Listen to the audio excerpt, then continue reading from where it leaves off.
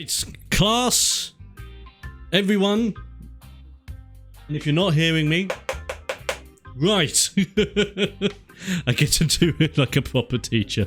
Is it bad, but I've always been interested in doing a proper thing like a teacher, like being proper conductory. Oh, you're late to the class. You're late. Sit down. Sorry, sir. Kids.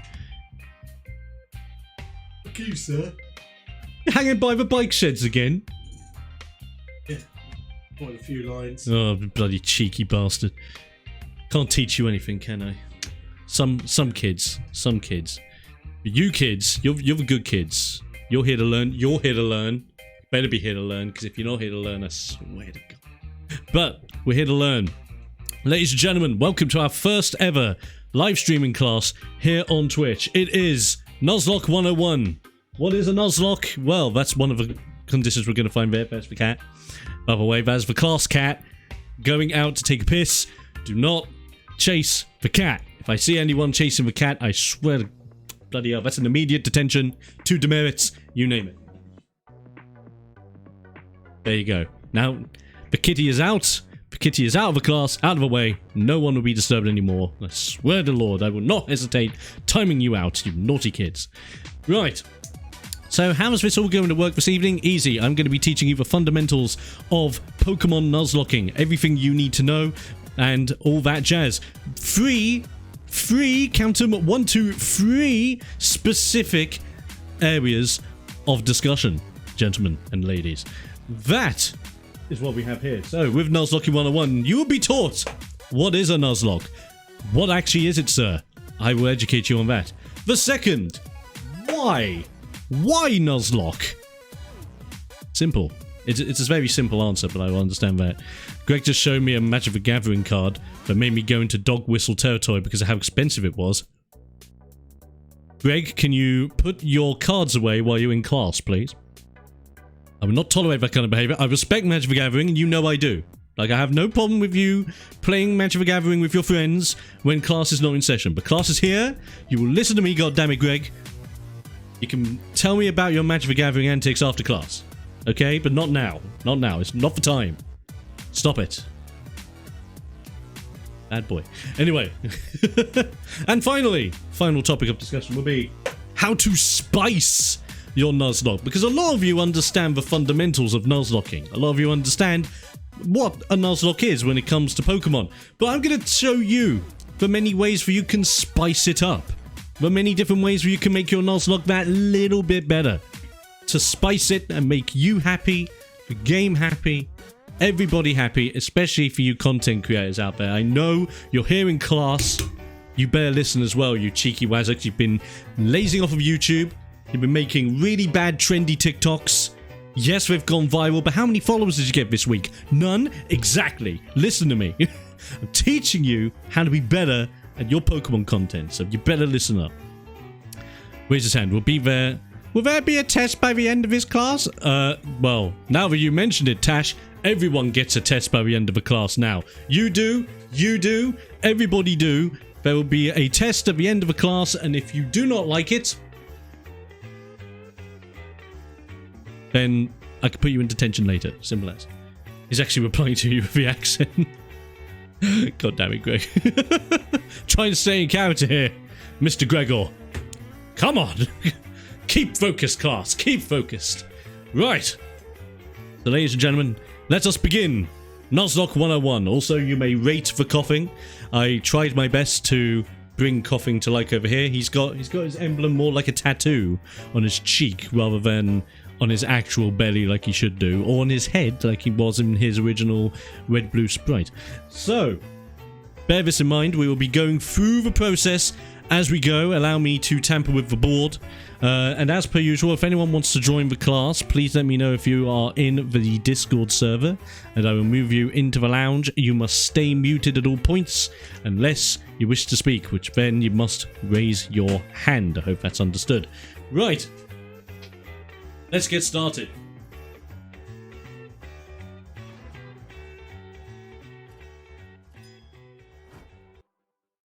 The first fundamental factor of Nuzlocking. What is a Nuzlocke? I'm glad you asked. Does anyone in class understand what a Nuzlocke is? Before I continue.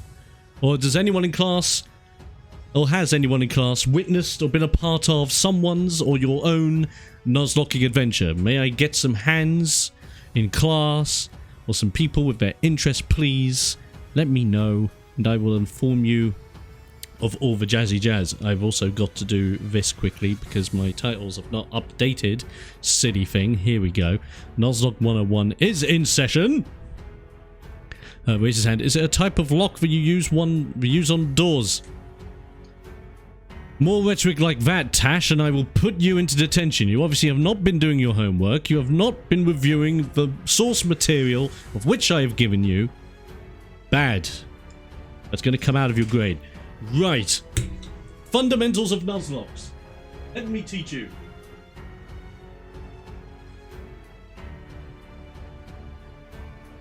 Gonna take a while in between segments because I have to rub out everything on the goddamn board.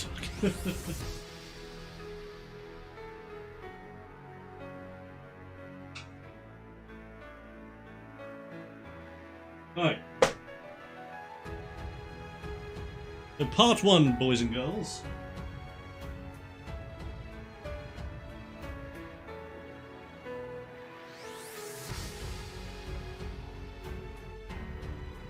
What is a Nuzlocke? I'll tell you what a Nuzlocke is. Greg has done one before. Very good, Greg. Very good. You're one step ahead of the class. If Rail struggles at any point during the class, please be sure to give her a helping hand. You have my authority on that.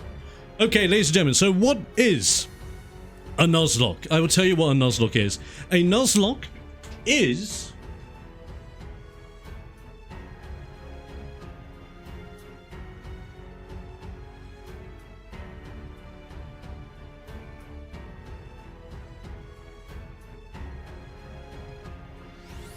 Fundamentally, a Nuzlocke is a challenge, a self-imposed challenge, meaning that this is not a challenge given to you barely by the game itself. The challenge is provided by you and you alone. There is no Nuzlocke settings in the game.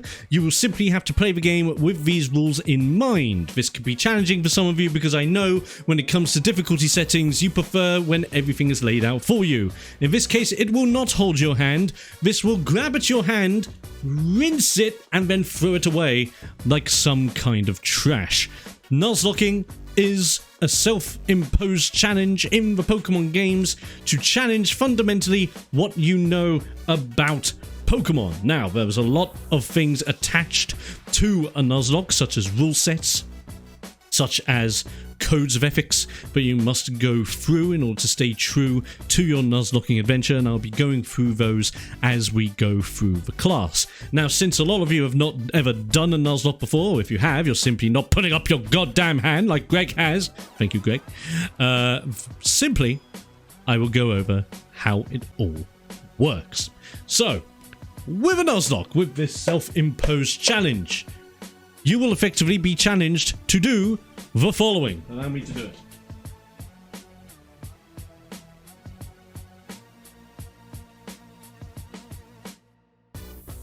Now, can anybody tell me, for a bit of class participation, can anybody tell me what rules are in a Nuzlocke? And then we will put them on the board one by one. Does anyone know what rules are in a Nuzlocke? Because I tell you, ladies and gentlemen in class, then it's all good to go. It's backwards, you say, sir. If it's backwards, that means you have to come to the Twitch chat. How? Don't get me started, TikTok class. You're here as well, just as much as everyone else is here on Twitch. Do the right thing, join me over on Twitch, and if you don't, I will put you in detention. Simple as. When it comes to Nuzlocke, as generations makes things more difficult. No, but we will get to that later on, Orion Boom. Thank you for your question, we'll get to it soon. Right. If a Pokemon faints and is dead, well done, Rail. That is a great one. So, death, a very important factor when it comes to the art of a Nuzlocke. your Pokemon will die. And if they do not die, you're either too pro to even try a standard Nuzlocke and you should be spicing it up, or you're an absolute wazzock and you did not impose the rules properly, or you've been spamming items, you dirty little person, you. Which is absolutely fine. It's actually within your boundaries of rule sets. But just so you know, if none of your Pokemon die, you might be doing it wrong, or you're too damn good, so you should up the ante for next time. That is my personal opinion for you, and especially you troublemaking lot in the TikTok world. You name all the Pokemon you catch. Well done, Orion Boom. Well, actually, you bring up a good point here, Orion, because technically, yes, but there's a caveat to that, and I'll bring that up later on in the class.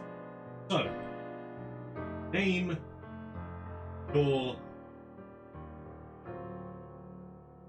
today. Oh, my handwriting. You tell I drank a few before the class began. I apologize, class. Number 2, name your Pokemon. You must name the Pokemon. It is not necessarily... I'm going to put an asterisk for that. The reason why we're going to put an asterisk for that is that a lot of people tend to believe that naming your Pokemon is a fundamental rule of Nuzlocking. I'm here to tell you that it's not actually a fundamental rule of the art of Nuzlocke. In fact, naming your Pokemon could be seen as a somewhat optional rule. It's not hard-coded. You can or can't do it, and the whole sole reason behind it is simply because not every person wants to name their Pokemon. We just want to go with the original names like Pikachu, Pidgey, Pidgeot, Caterpie, Metapod, you name it. They just want to go with standard names. So even though this is a rule widely accepted by a lot of people that do Nuzlocks all over the world, it is still fundamentally an optional rule. But it's only 50-50 accepted, at least at this moment in time. That's why I put an asterisk on it. We'll go into that a little bit later on when we talk about optional rule sets. Now, we fundamentally talked about the fact that Nuzlocking includes Pokemon death. We have talked about how naming your Pokemon is a fundamental part. There is another major part of the run. Wow, I cannot actually...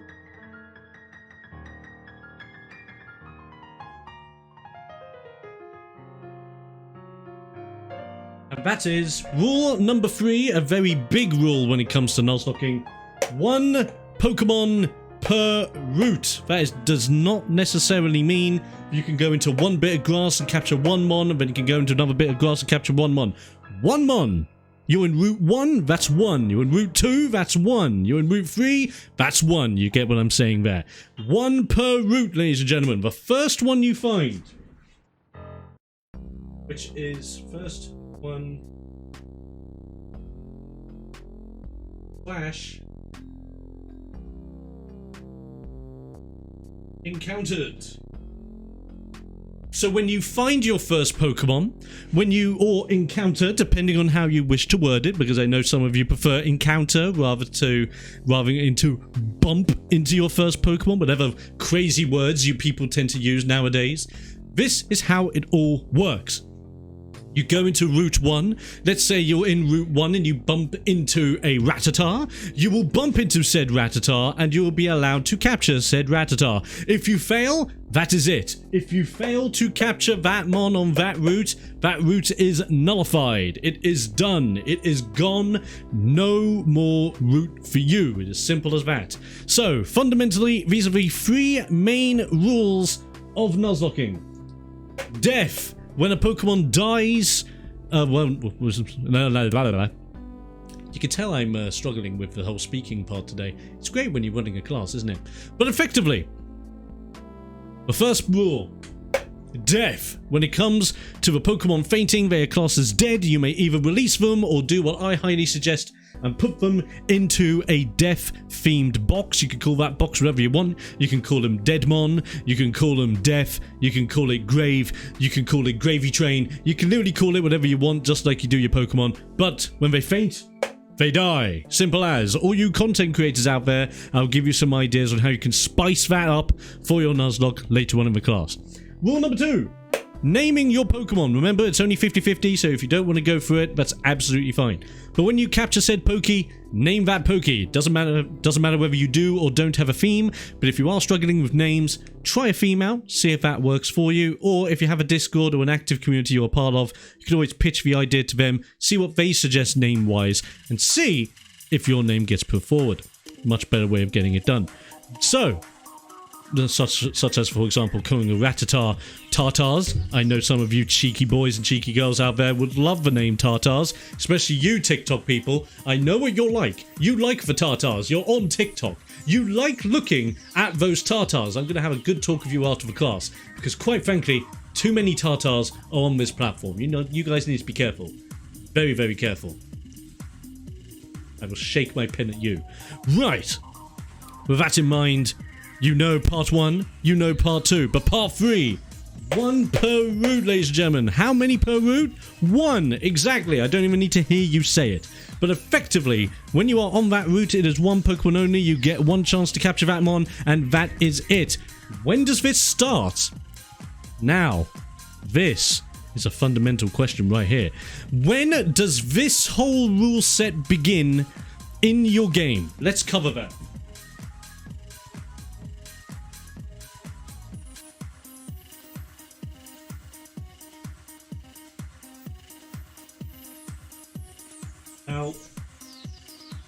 Now, actually, before we cover the idea of when that rule set begins, does anyone have any questions in the class? Any questions here? Any questions here? Before we continue with the class. If not, I will simply continue. No, yet again, you get your questions ready if you do have any. I will get this all set up for us.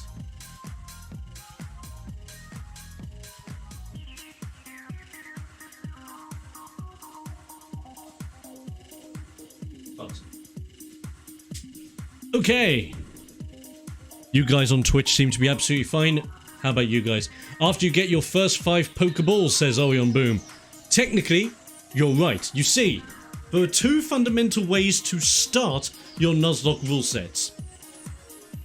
Way number 1. Balls, as I like to call it. Just plain balls. When does it start? So, the first way that you can start off your Nuzlocke is simply when you have access to Pokeballs. This is normally done relatively early on in the game after you've done a little thing for one of the characters. As soon as you have Pokeballs in your inventory, given by one of the NPCs of the game, your run begins. But some of you more advanced players of Nuzlocke may want to take this further, and you may want to spice this up. If that's the case, I have a second option for you. The second option is this.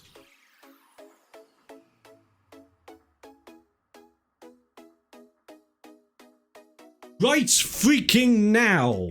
Basically, you start the game, you load the game, you name your character, you get your sexuality done right, even though there's not a non-binary option, I'm sorry.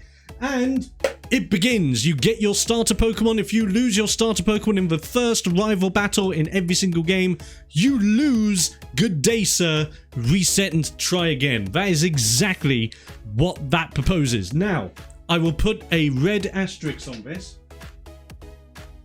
Simply because... NB option when? Craig, you're late. You're very late to class. I'm disappointed.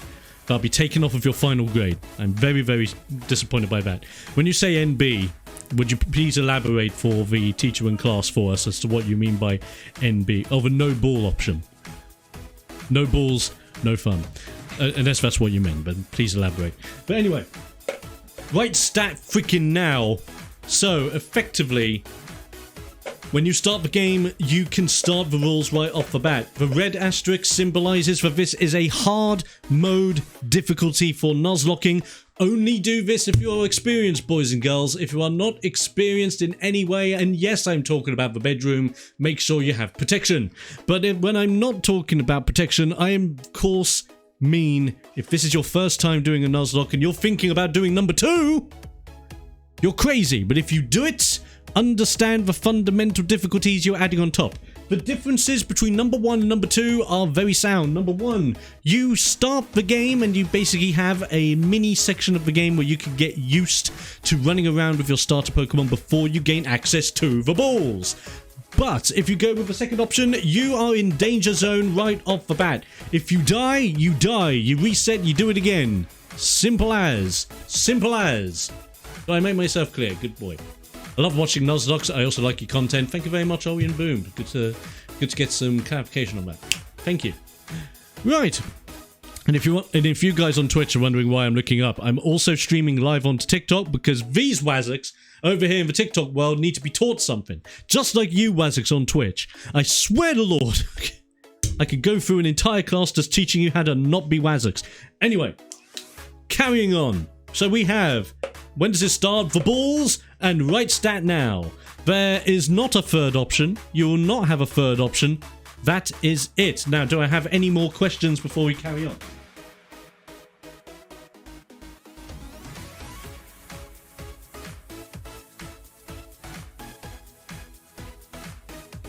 Any questions from the class, faculty, you name it?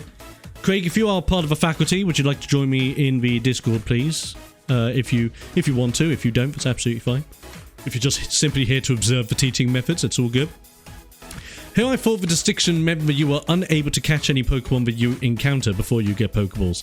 Now, here's the thing. You are technically unable to do that anyway, Hoff. So you are unable to capture Pokemon until you get your first set of Pokeballs.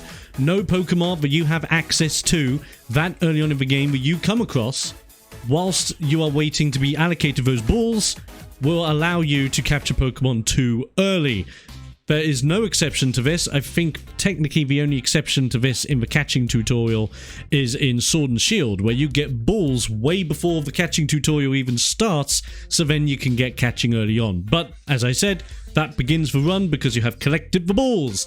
Do we understand, people? You collect your balls. Collect them, hold on to them, touch them, rub them. I don't even care what you do with them as long as you don't go into too much detail, you dirty boys and dirty girls. I'm not leaving you unaccounted for, and even you dirty non-binary folk. All of you are dirty. So much dirty, I will not hesitate putting you in detention. Or you. Right. I can only listen in. That's absolutely fine, Craig. You're part of the faculty, and I respect that choice. Lovely. How does breeding work in Nuzlocke? Very good question on Orion Boom. Let's go on a bit of a tangent. Let's talk about breeding. I am not talking about your PP into another person. That is when you actually go to a school and you learn sexual education. I'm talking about Pokemon breeding. The breeding between two Pokies. The reason why Ditto is so breedable and submissible. Yes, I know. So, fundamentally, how does breeding work in Nuzlocke? Easy. This is how it works in Nuzlocke. It doesn't work in Nuzlocke. Breeding does not count in Nuzlocke, and I will distinctly tell you why it does not work. Breeding only works in Nuzlocke if you are doing a specific Nuzlocke run. That is breed only. It is known as a egg loke. You can egg it or not. Simple as. Technically, if you're doing an egg loke, you should be traded random eggs from other people that basically fill your team up. It is a perfect idea for anyone who is a content creator. But if you're not a content creator and you want to do something involving eggs, you can do a breed loke. We will be going into more detail in the adding spice to your Nuzlocke later on in the section. But thank you very much, Orion Boom, for your question. We will go into this a little bit later on. But fundamentally, standard Nuzlocke rules, no breeding whatsoever. So, second major question and second major thing of the lesson.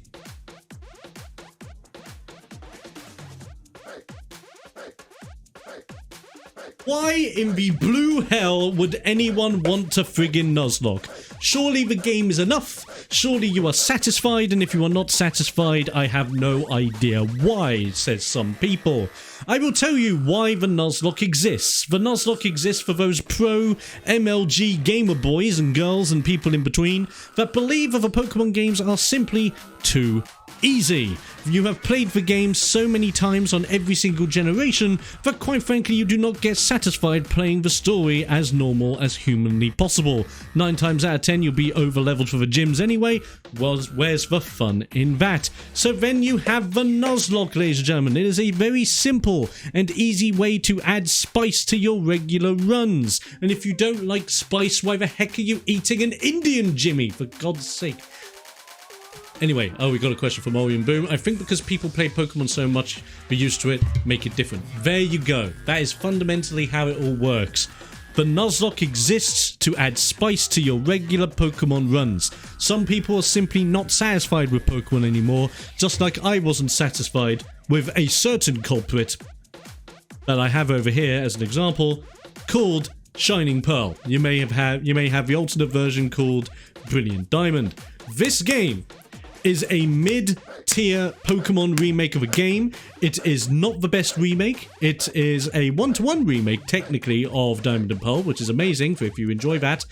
But anyone that says this remake is great is lying to you, because what came afterwards? I'll tell you what came afterwards. Legends Arceus. We all know it. You've been playing it. It's absolutely brilliant. So because of that in mind, this is a very mid-tier game. How has it changed from mid-tier to a better tier? Nuzlocking, ladies and gentlemen. Nuzlocking. That is how you make it a better tier of a game. Adding challenge, because the game won't give you challenge. The game is there to make it as easy as humanly possible for you Waziks that are well trained in the art of Pokemon training. We are talking about top level plays here, people. We're talking about Nuzlocks, the things that makes your PP so big and strong. Everyone out there is going to think, damn, that's some hot PP. And that is what we want. You want your PP, you gotta do the Nuzlocke. It's as simple as that. Brilliant stuff. Now, do I have any more questions involving the why, or any more questions in general with what we've covered so far before I continue? I will give you guys a few moments, including you guys over on the Tickies of Tox. So by all means, I think we're doing quite well at the moment. Quite a lot has been discussed and educated upon and brought up. Don't you worry, I will be also giving you examples as we go through. Speaking of which, I think that's actually a perfect time to have an example. Right. Here is an example of a Nuzlocke. Why am I here for this? Because Kayla, you want to learn, you want to be educated, and you're late. You are very late. That's coming out of your final grade, I swear. If more of you come in late. Why do I even run these classes? Let's face it. Right, I've got another one from Ori and Boom. What's about trading? I know it's possible depending on the rule setup. Yes, we'll get to trading later on when we get to the spice up your Nuzlocke section. So don't you worry, Ori and Boom, we will cover that. Right. Time for an example, ladies and gentlemen. So this is how a basic Nuzlocke will work. Let's say you have started the game, you are ready to go, you have got access to your balls, and you are running with that logic, you are ready to go. Hello Kyle, I hope you're doing good, welcome to the class. Take a seat, you're late. That will come out of your final grade. I'm not stopping saying that. I'm totally in the mood of being a right teacher right now. I've been here listening intensely actually. Well, you better have done, Kayla. Now go back, open your books to page 120, example of a Nuzlocke. And if you don't have the books, I swear you had one job, Jimmy. One job. Bring in your books. God damn it, Jimmy. Absolutely fine. Viv, welcome. You're late. Take a seat. It's coming out of your final grade. Right. So you've got access to your Pokeballs. You're ready to go. Ready on your first adventure. Then this is happening.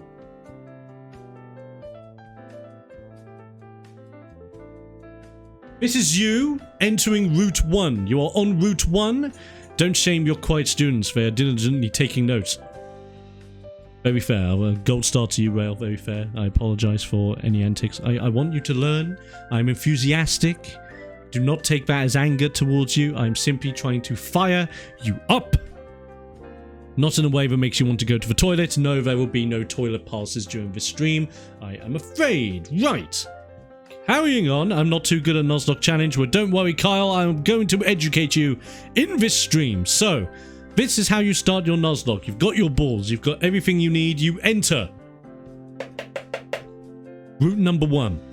What happens in route number 1? I'll tell you what happens in route number 1. You enter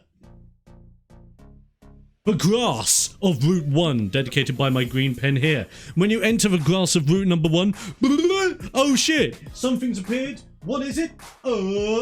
It's a Pidgey. And for the sake of this, I will be simply going... That is my little design of a Pidgey. Do not at me. Right. You enter route number 1, you get your Pidgey. That as your first encounter. Well done, Kyle. Gold star for you. You're remembering. Haha. Your first encounter is a Pidgey. I will actually write that on the board.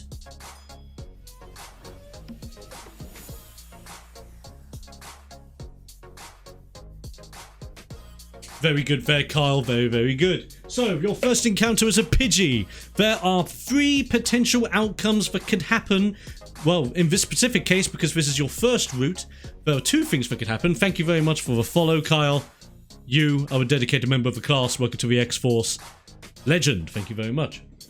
So, effectively, you encounter your Pidgey on route 1. You have your balls. You're ready to go. There are 2 outcomes that can come out of this. You have, number 1... First outcome, in fact, a little bit of class participation. I like a bit of class participation. You guys are included, TikTok. Don't you worry. Class participation. Here's a question for all of you guys.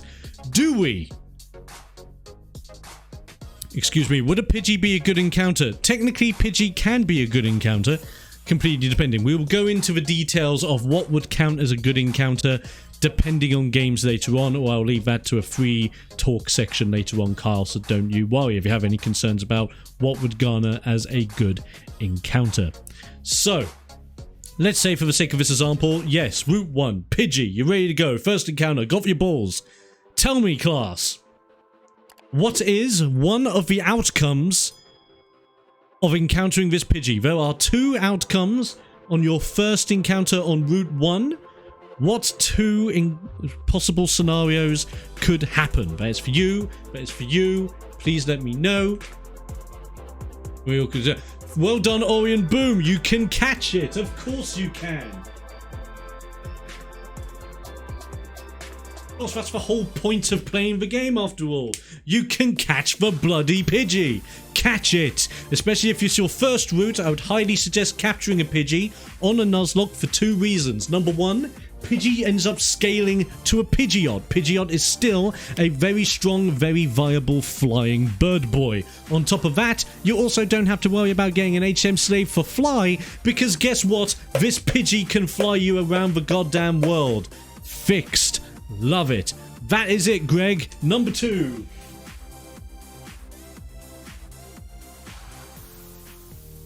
Kill it. Now, is there a reason why you would kill it this early on? Of course not. There is no reason why you should kill your first encounter in any Nuzlocke. It does not matter if your first encounter is good, bad, or sad. Your first encounter is your first encounter. You should always attempt to catch it. Even if it is a Rattata early on could save your bacon. Do not underestimate that part. Except a crit. Well, crit would count as a kill unless it doesn't kill. Early on, your Pokemon will be at either level 5 or level 6, depending on if you are going on beating the rival or losing against the rival. So with that in mind, if you crit a Pidgey, Pidgey would normally be anywhere around level 2 to level 4. If you are very lucky, and I mean if you are very lucky, there is a chance that your Pidgey may be level 5, but this is extremely rare and normally more viable on Route 2 if you want to wait and hope for a Pidgey later on, like some people tend to. So, with that in mind, you have your level 2 to level 4 Pidgey. You go into this situation, you can either catch it or kill it. Do not try to kill it. You want to catch it, ladies and gentlemen. But now we change things. Now I'm going to test you. Right.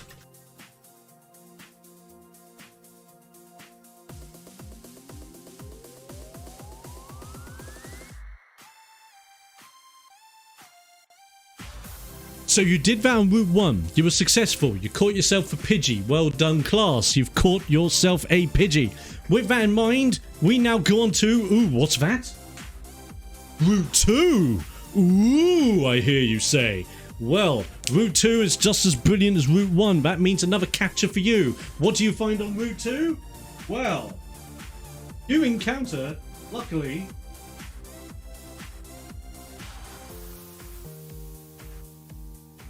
the very thing we were talking about a moment ago. A Rattata. Or rat, in this case, for the example. Will there be a test? Possibly, Carl. Keep your eyes out.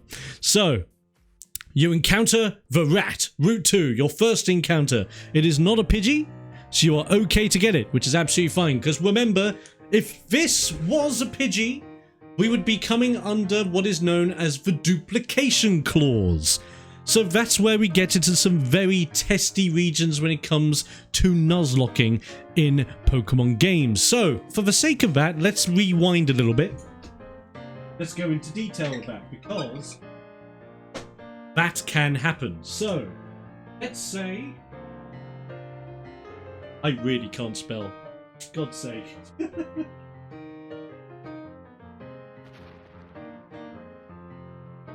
Redo my circle, make it slightly bigger. Okay. So let's change the scenario up a little bit, shall we? So, you're in Route 2. Your first encounter is a Pidgey, but you've already caught a Pidgey. Oh no! What does this mean? You have entered what is known as a raid from Oeg. Hello! Oh, Jesus. Howdy hi, Oeg. Hope you're good. Welcome to the streamy fun times with you and everyone else. That is absolutely amazing. How are you all doing? Welcome to the streams. I am your teacher this evening, TheXploder, most explosive man on the planet. You have joined us at a perfect time where I am educating everyone on Nuzlocking the Pokemon games. So if you want to learn anything new, please hang around for the class. You are late, however. I will take that out of your final grade. Come on. But it's good to see all of you. Welcome to the class. Please take a seat. There are plenty of seats to go around. The class is gigantic. If you cannot hear me in the back, that is not my problem. But welcome. Welcome you all. Welcome your is now Wolf. Oeg. Aranus. Yours is now Wolf. How are you doing? How was your stream? How was your game? What were you playing? What were you doing? Let me know whilst I get things prepared for the class. We should be rotating back to the main screen in a minute, and if we don't, I'm just gonna look like an absolute wazzock. It's not working. Okay, let's move that back to the classroom, shall we? Boop! Here we go. Hey Exploder, been watching your TikToks for a while. First time watching your stream. Thought you'd make for a good raid for a fellow TikToker. Ah! Awesome stuff. Thank you, Cody. Thank you so much. That's legendary. Stream was good. We were playing Emerald. Top lads, we will be moving to Emerald in our Pokemon Shepherd Challenge. We're doing a run for charity. We're currently starting with Pokemon Crystal. We've raised enough money to move on to Emerald afterwards. So if you're interested in that, I hope you look forward to that. We'll be continuing that on tomorrow's stream. But hello, Raiders. Welcome to the class. Let's continue with what I was teaching the class. You have come at a perfect time because I'm teaching the duplication clause. Ooh. I know, it's interesting. I'll also be looking up here every now and again because I have a second camera that is streaming over to TikTok currently right stat now. Thank you guys so much. Please talk to me about your stream whilst we're doing this. Right. So here's the situation, ladies and gentlemen. I tried to sword Nuzlocke once. I had to use potions and X items. Is that bad? We'll get to that in a moment, my friends. Don't you fret. Ladies and gentlemen, this is our scenario. So, you entered Route 1, you caught yourself a Pidgey on Route 1. Congratulations, you're on your road to a Nuzlocke. Route 2, first encounter, it is another Pidgey. Oh no, you've already caught a Pidgey. You are now entering what is known as the duplication clause. Or, as we call it in the business, the dupes clause. Now, the dupes clause basically makes it so if you have a duplicate of the same Pokemon that you have caught on a prior route, doesn't matter whether it's the next route over, 5 routes down the way, etc. If you encounter the same Pokemon, it is a dupes clause, which means you get to go again. You can do it again. You can rotate it. So if you've already found the Pidgey, you've already caught a Pidgey, it's okay. Go back on the route, go through the grass until you don't get a Pidgey. So in this scenario, you counter a Pidgey, activate dupe claws. You don't need to say anything if you're a content creator. I just like to say it because it sounds really funky. And basically, what happens is, oh no, don't have to worry about the duplication clause anymore. But whilst we're on the topic of duplication clause, there is one thing that could happen. It is extremely rare to happen, but it can still happen. What if you want another Pidgey? Well, you're out of luck because you can't have another Pidgey at all. Unless you're not running with duplication clause, which means you're not running a Nuzlocke, which means get out of my class. I'm joking, of course. Stay in the class. Please, stay in the class. Right. So, this is the other scenario. Dupes clause is one scenario. The other scenario is very rare, but if it happens, it could incline a lot. A clause implies that it could be rescinded. Don't it? No. Shush. I'll give you detention, Hoff. Sure. Basically, the dupes clause is a fundamentally agreed rule upon the idea that if you encounter the same Pokemon, you can roll on to the next. It is, however, an optional rule. I will say that. Not a lot of people... Well, I say it's more 60-40% of Nuzlockers tend to do it. As a sign of you get another Pokemon on that route. But technically, if you don't want to do dupes clause, you can keep going. Question, what happens if you catch a Pidgey and it dies? Can you catch a Pidgeotto? Only if you're not running dupes clause and race clause. Race clause basically means that if you capture a Pidgey but encounter a Pidgeotto, you still can't capture that Pidgeotto because of that Pidgey you caught, even if that Pidgey died. However, if you're not running with those clauses, you can capture as many Pidgeys as you want, have a whole squad of Pidgeys, take them out to the bank, and there you go, you've got your own Pigeon squad. You're welcome. Yes, Orion Boom just brought up a very important thing. So we can't not do it, but it's also optional. Shush. Basically, what I'm trying to get at the idea is the dupes clause overall is an optional rule. Use it or not use it, it's completely up to you. We'll be going over Nuzlocke rule sets later on. And yes, Nuzlockes can have many different rules. You are right. Pidgey squad for the win. Hell yes, Cody. I agree. That's a gold star for you. Well freaking done. Also, gold star for Oeg, by the way. I will be doing a quick thing here because it did not work initially. Sorry, I've recently switched over to Leon board 2. Some things are still in infancy stage. So I will do this quickly. OEGG_bash. Let's see a clip.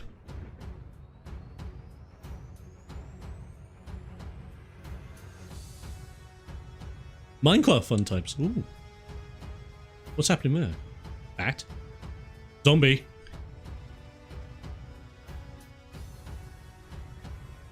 Very nice. Very nice. All right, gold star for you for the raid. Gold star for Cody for the Pidgey squad. It's all good. Then I've been playing with dupes clause and not the race clause. Fair enough. We'll be going over clauses and different rule sets later on, so don't you worry if you're confused. How long have you been teaching Nuzlocke Challenge? As of today!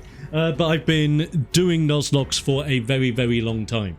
So, let's get to something that Orion Boom over on TikTok has brought up. So, this is the other scenario I'm talking about. You've already encountered a Pidgey, but what if this Pidgey that you've encountered on Route 2 is suddenly, oh my god,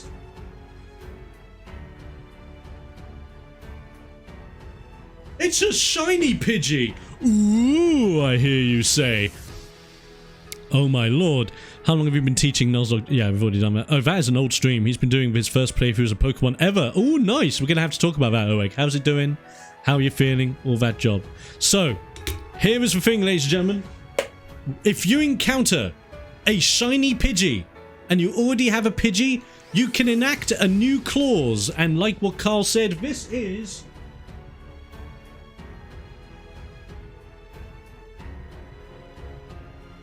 the shiny clause. It's kind of like the shiny show, only it involves Pokemon. So, here's how the shiny clause works. You have a Pidgey in your party, you encounter a shiny Pidgey, you can therefore capture this Pidgey and replace it with your ordinary Pidgey. That is if you are running with shiny claws. Or the shiny claws can be run in a different way, where if you encounter a shiny, does not matter whether it's a Pokemon you've already had, or whether it's just a random Pokemon that just happens to be shiny, you can capture it and use it anyway because it's shiny. It's rare. Everyone loves something that's rare. But make sure it's rare and not raw, or else you'll make Gordon Ramsay very, very mad, so keep that in mind. So effectively, shiny Pokemon, enact shiny claws, you can keep it for free or replace it with a Pokemon you already have. However, I will put an asterisk over this. The shiny claws is a completely optional rule. You do not need to follow the shiny claws. I, for one, if I am not running with shiny claws, will instantly kill any shiny I see out of respect of the fact that I have found a shiny. Yes, it sounds barbaric. Yes, it sounds crazy, but I will do it anyway. Orion, we'll get to legendaries in just a minute. Legendaries are a bit of a different topic, but we're getting there. Let's cover Route 2 and finish off the Route 2 stuff first. Let's put it all this. So, with this in mind, you now understand Dupe's Claws and Shiny Claws if that happens. But, let's continue the scenario.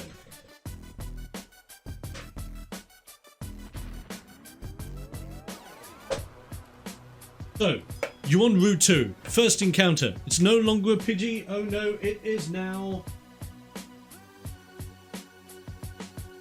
Rattata. Yes, I know I spelled his name wrong. Do not crit me. So, Route 2. First encounter. Rattata. There are now 3 different scenarios that can occur. Not 2 this time, but 3 different scenarios that can encounter.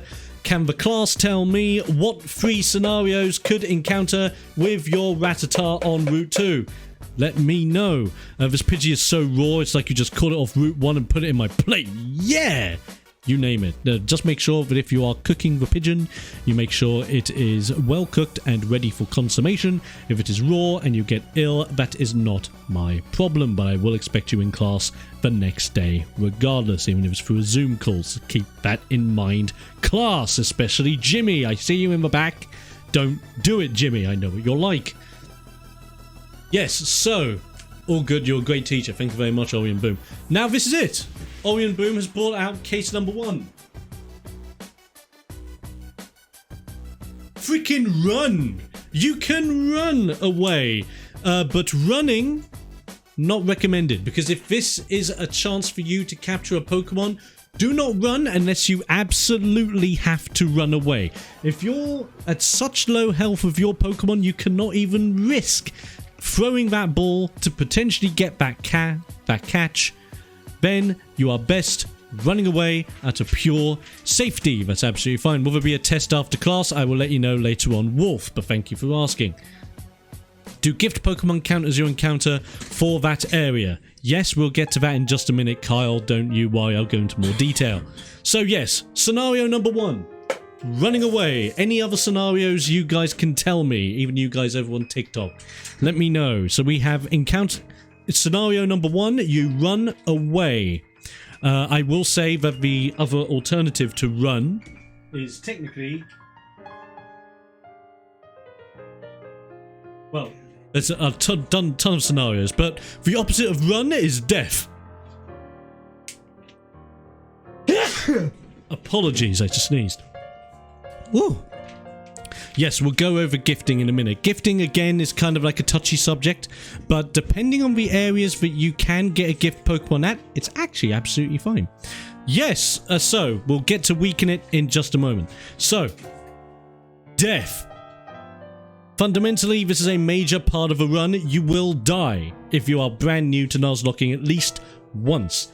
What does death consummate? That means all of your Pokemon in your active party have fainted, which means an active full game reset unless you have more Pokemon in your box. You're only on Route 2, so at this point you probably don't have an extra Pokemon in your box. That is a full reset, so be very, very careful. Keep an eye on your health bar at all times, ladies and gentlemen. We'll be going over crit range later on, and I will explain to you how important it is to keep an eye on your health. Your health is everything in a Nuzlocke run. Do not badger it. I'm looking at you, Bodger and Badger. Right. Bringing up what Wolf just said, yes.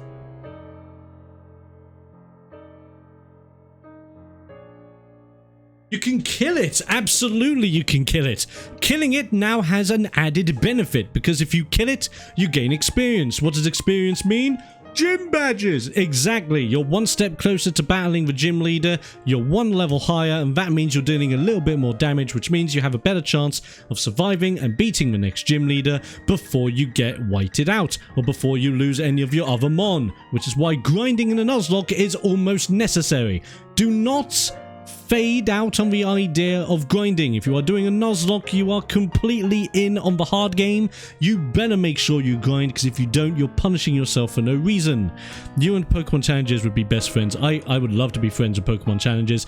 If anyone could shout at him to have a look of his VOD at some point in the future, that'd be great. I'd love to get his thoughts on my lessons on teaching Nuzlocke to see if I get anything wrong or anything right. Anything. That'd be great. And if you are watching this Pokemon Challenges, hello, you're late. We'll be coming off of your final grade. Right. Are the gyms the hardest parts? We'll be getting to that in a moment as well. The hardest part is more so Elite Four going into the champion fight. We'll be going over that very soon. Don't you worry, Kyle. Thank you for the question. Anything over there? Catch it. Yes, we've covered catching it. In fact, we haven't yet, so that's the next one. Thank you very much, Orion Boom on TikTok. Catch it! The very important thing. You have not caught a Rattata yet, therefore you can catch it. That means you will have 3 Pokemon. And 3 Pokemon is better than 2, which is better than 1. So keep that in mind. Numbers matter in a Pokemon game. If you could get a full team of 6 by the 6th route in your game, you are doing very, very well. Congratulations. I could try and do so, definitely, Cody. Do your best. Everyone go onto Twitter, just at him and see what happens. It may not work. It may not work, but who knows? Crazier things can happen, and I'm trying to get better on Twitch. But I need to say thank you very much for joining me. I'm having a blast. I hope you are too.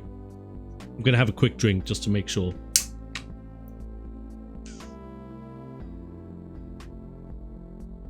Kyle, if people were throwing pencils in class, I would have seen it by now. I don't wear these glasses for looking that damn dashing. They actually have a purpose. Do not try to put me off. I will take back Gold Star away faster than you can say kumbaya. So please. And if anyone is throwing pencils in the class, keep note that if I do catch you, I will throw you out of this class faster than I can throw a great ball at a Zapdos. Right.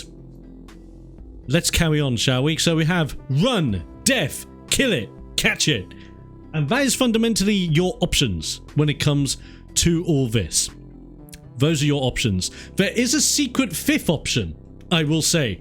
A secret 5th option. I'll move this over here, I don't know why. But this secret 5th option is incredibly situational. It does not happen all the time, but when it does happen, crazy things happen. What is the secret 5th option, I hear you say? It is the most hated thing from any and all Nuzlockers. It is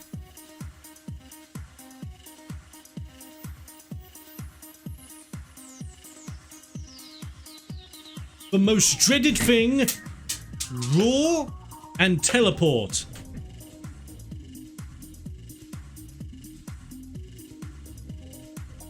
Just had a random screw pop out of nothing. I don't know what's happened. Needless to say, roar or teleport, ladies and gentlemen. The 2 worst moves you could ever encounter on a random Pokemon ever. Basically, everyone knows about that legendary route in Gen 1 where you can capture an Abra. If you capture the Abra, you have a chance of getting a Kadabra, and if you are running it through a randomizer that makes trading a little bit easier, or you have a friend that's willing to trade your Kadabra to evolve it into an Alakazam, you have access to an Alakazam, one of the best and strongest psychic Pokemon of its time and still to this day.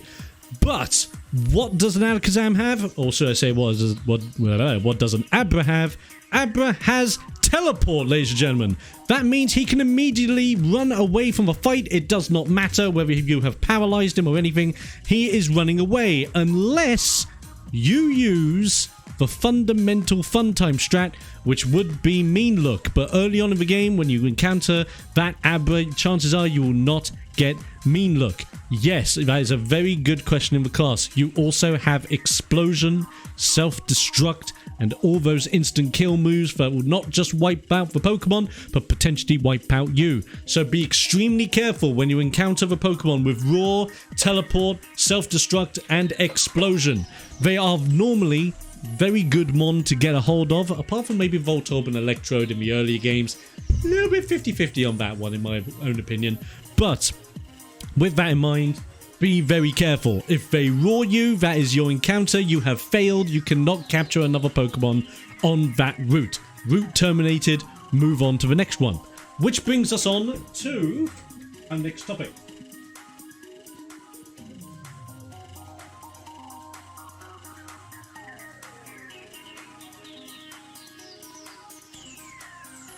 Okay, ladies and gentlemen, so next major topic when it comes to the fundamentals of Nuzlocking is what do you do? And thank you very much for your question about this from earlier on, because we'll be bringing that up.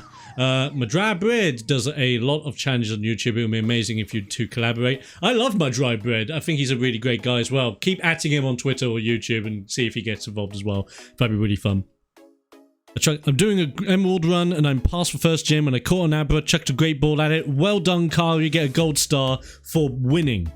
Very good job. So, ladies and gentlemen, now we are going to be talking about the next part of Nuzlocke, which is another major part. It is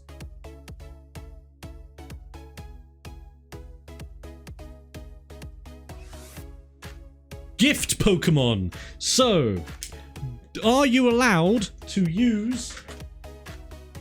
Sorry, I'm switching pens. Are you allowed to use gift Pokemon on your run? Short answer, yes. You actually are allowed to use gift Pokemon on your run. But there's one gigantic caveat to that. Let's say, for example, you are in a town or a city where you would normally get your gifts. Sometimes you can get gift Pokemon outside of that, so keep that in mind. The route you get your gift Pokemon is the route that Pokemon counts for. So, the original gift Pokemon was Eevee in Celadon City in Gen 1, so we'll use Eevee as an example. When you get Eevee in Celadon, that is your encounter for Celadon City, because remember, every single route is an individual mon. That means Vermilion City, when you get access to an Old Rod, you can use Old Rod to get a Magikarp. That is your encounter for Vermilion City, not any of the routes. Plus, getting a Magikarp is never a bad thing. A little bit of a tangent here, but if you get an Old Rod in a city, and that city does have a pool of water of any kind that you can get a Magikarp at, get that goddamn Magikarp. That Magikarp can save your life. Gyarados is a beast in any and every Nuzlocke that you could potentially do in any game out there. Do not hesitate and do not sleep on getting a free Gyarados boy. Bear that in mind. However, if you are doing it in Gen 1, no, you have to trade for Farfetch. Never mind. Just get your Magikarp and get your Gyarados. Simple as that. If you're running Gen 2 of any kind, be it Heart Gold, Soul Silver, or the original trio, make sure that if you want a Gyarados, you make your mind up early on whether you want to go for a regular Gyarados or red Gyarados. Because red Gyarados may be a shiny, and if you're not running shiny claws, guess what? It's either red Gyarados or bust. Because if you encounter a Magikarp in the Lake of Rage before you hit red, game over, buddy. Game over. Simple as. And that would actually really suck at the same time. Basically, Roar and Teleport is for Pokemon rejecting you. In a way, yes. It's basically when you go out with a girl and the girl goes, I like you, but I kind of have this thing going at the weekend and I can't be asked. It's basically that. Biabra's just looking at you and going, I would join your party, but you see, I have this thing going on with a bunch of Rattata. Like, we got a poker game later on. Like, I'm actually really late. I've got to go. And then you just teleports away. That's basically what it is. Or you can use Repel strats, which is a very good strategy from Hoff. We'll be bringing up Repels in a bit with specific Pokemon. Speaking on that, if you have a Mon with Self-Destruct Explosion, if you use it in battle, is that Pokemon now dead? Yes. So if you use Self-Destruct or Explosion on your Pokemon in any capacity, even if it's just for the memes, your Pokemon will die, resulting in a lot of damage to your opponent. But because your Pokemon faints, they are classed as dead, therefore that Pokemon cannot be used anymore. It is a sacrificial move. 9 out of 10 times you never, in fact 9.9 out of 10 times you never want to be running with an explosion or self-destruct strat unless you are literally doing it for the memes and you are going to blow the living daylights out of an encounter because you want to. Hero sacrifice, basically. But there are better hero sacrifices, like doing a pivot, switching into a Pokemon that's going to tank something for you, or potentially predict what your opponent's going to do next. Vice versa, we'll get into pivoting later on if anyone's interested. Yes, it would be considered dead. Yes, you're right. I think Gyarados is banned by some people. It depends. If the thing is, you can construct your Nuzlocke however you want. If there are specific Pokemon that you think are too powerful, you can ban them. You want to ban legendaries? Ban them. You want to ban eggs? Ban them. You want to ban shinies? Ban them. You want to ban those bloody Rattatas you see every 5 minutes in Route 1 and Route 2? Freaking ban them. It's fine. You can ban whatever you bloody well want, but we'll go over that in a later little segment. So basically, gift Pokemon are a-okay, as long as you get your gift Pokemon in part of the game where you haven't already caught another Pokemon. It's all fair game. Get your gift, get your poke, and get leveling them up, because this poke could save your life. Never forget it. I'll cover your question. Could you rank the games by Nuzlocke difficulty? I'm planning on doing that as a future YouTube video. Keep an eye out on my YouTube channel. Do ! YouTube in the Twitch chat if you want a link to my YouTube channel. Thank you very much for asking. Okay, just checking if there are any questions from the TikTok lot. Does that mean the casino Pokemon you only have one? Correct. So, here's the thing, the Pokemon in the casino, which if you're running the casino in Celadon City or even Goldenrod City in Gen 2, if you pick Eevee, the casino Pokemon are null and void. You cannot get those. Eggs we encountered to earlier on. Eggs are a no-go because everywhere the daycare is, everywhere there is a daycare. If you generate an egg, the egg does not count from coming from the daycare. The egg counts from being from the route the daycare is attached to. So be very careful. If you want an egg from that route instead of an actual encounter, you can adapt the encounter, go into the daycare with the Tumon that you want to breed, and breed the egg of your choice. Or if you know there's going to be an egg on that route, get the egg and that counts as your encounter for that route also. But technically, if you encounter a Pokemon before entering the daycare and you wish to breed, you can breed all you want, but you cannot accept any of the eggs on your run unless you are doing an egg-specific breed loc, which is something completely different. Do eggs like the Wynaut from Lava Ridge Town count as a gift or from the route? Lava Ridge Town is counted as the route, and that is counted as a gift Pokemon in Lava Ridge. So that Wynaut from Lava Ridge will technically count as your encounter for Lava Ridge Town. Hope that sums that up for you. Lovely. How would you do the Safari Zone? Now, this is a very good question, but before we go into the Safari Zone, I will cover one major thing. Because this was brought up by, I believe, Cody, and I want to answer it.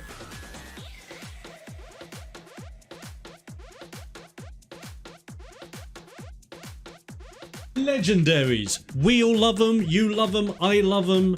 Why would you use a Wynaut? Why not? But tish. Let's never talk about that again. Sorry, I gotta go because I have to go to the other school. Oh, Wolf. This will be coming out of your final grade. But no, that's fine, buddy. If you gotta go, you gotta go. Thank you for joining, and I hope you come back for more educational lessons in the future. Thank you very much. Very fun times. So, let's talk legendaries. Are legendaries okay in the Nuzlocke? Yes, they actually are. But, getting a legendary on your run means that legendary counts for the route that you find it in. If you encounter a legendary on that route and it is the first Pokemon you encounter on that route, you can catch it. Using Generation 1 as an example, let's say you're going through Seafoam Caverns and you want your Articuno. You have to do quite a bit just to get Articuno, in all honesty. Getting flashbacks of Wobbuffet. Oh, we love Wobbuffet here, absolutely. The Crown Prince of Wah! Gotta love it. So, when it comes to your legendaries. Let's use Seafoam Cavern, Articuno, all that jazz. You've done everything you need to. You have, and the major thing is, this is where you use your repels. So, you want your legendary, ladies and gentlemen. Use repels, and when I say repel, I mean super or max. You want to use your repels to make sure you get to your legendary. Basically what Cody said. You're not wrong. Well, do you have a favorite generation to Nuzlocke? I tend to go Generation 3 I'm the most well versed with. So Generation 3 is probably my healthiest Nuzlocke. Both with original Sapphire, Ruby and Emerald, as well as Omega Ruby and Alpha Sapphire. I can generally Nuzlocke those on a regular and be somewhat okay. I think that's like my strongest generation to go with. Could you slow down? I'm taking notes. No worries, Carl. Take your time. So, you encounter a legendary. If you want this legendary, if you want your Articuno, want your Zapdos, want your Moltres, bring your repels. I know they're expensive. I know you're trying to use your money economically. You will have money for at least 5 or 6 supers or a few maxes. You want to make sure you're using your super and your max repels, because those basic bitch repels you've been hanging on since the very beginning of the game will not matter, because these Pokemon are strong AF and they will not give a crap. So, make sure you bring the big beef. You bring your super, bring your max. You don't bring your basic bitch repels. Understood? Good, because these ones are the ones that do the big boy damage. Krazoa, thank you very much for the raid. Welcome to the big bad party. Legendary of you. Thank you so much. Welcome, streamers. That's our second raid tonight. Freaking legendary. Thank you so much. Welcome to the class. I am your teacher, Mr. X, or TheXploder, whichever way you want to say it. Tonight I am teaching you the fundamentals of Nuzlocking in a Pokemon game. I'm answering any and all questions I possibly can as we go through. Thank you very much for joining. Hope you're doing okay. Krazoa, how was your raid? How was your raid? Of course, you're raiding right now, which I'm really thankful for. How was your stream? How is everybody? Hope everyone's doing great. Welcome, welcome, welcome. And you're just in time for class. If you were late, I would have to take it out of your grade.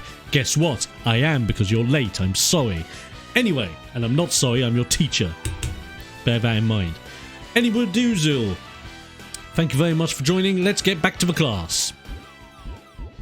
Right, back to the class. So we're talking about legendaries. Use your repels, bring your super or max repels to get your legendary. If you do not care about a legendary, you don't need to care about your repels. Throw these in the bin, sell them off, never buy them in the first place, capture whatever you want. Legendaries are not the be all and end all of your run, but if you want them, make sure you bring your repels. My god damn it.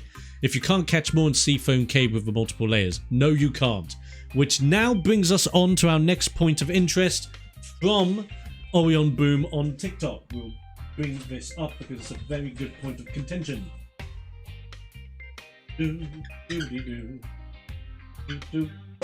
Right. So, the next major faction. I think Unova is one of the most difficult areas for Nuzlocking. In my personal opinion, Carl. It's one of those areas. I wouldn't recommend it as your first one unless you are really well educated on Unova and you know what you're getting yourself into. Haha! These puns are writing themselves. Anyway. Next major point to talk about, because it was brought up again, this time by Orion Boom. Let's talk about, not in every region, but in a lot of them,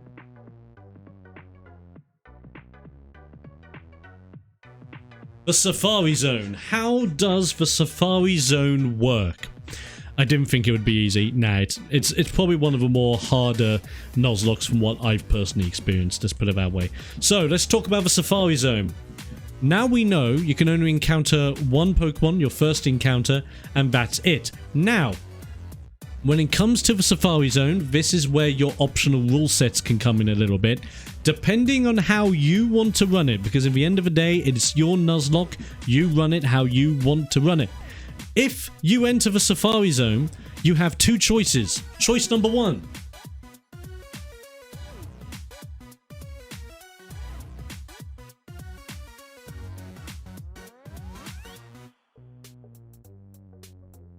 choice number 1 is your first encounter only. It does not matter if you bump into the Cypher after the Tauros.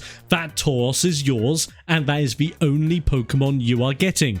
Again, if you know you're entering the Safari Zone, and you know you really want to fish for that Dratini, guess what you got to bring with you? That's right, get your big boy repels back out. We have gone over this once, I will not bring it up again. So, first rule, first encounter only. If you want to keep with traditional Nuzlocke rules, this is the rule you will go with.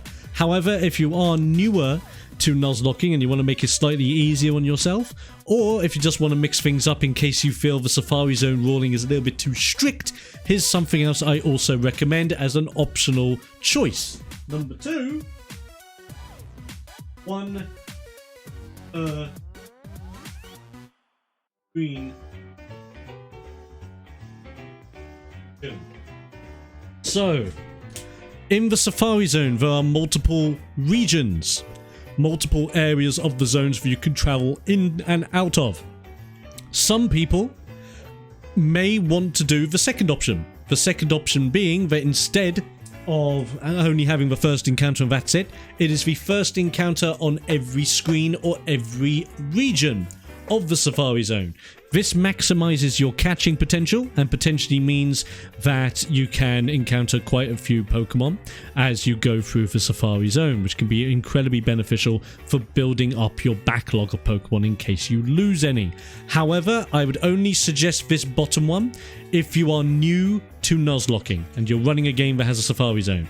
If you're new, go with number 2. If you're experienced or you want to try more of a challenge, go with number 1. See what your first encounter is in the Safari Zone and that's it. I hope that answers your question. Are we on boom on the Tiki of Tox?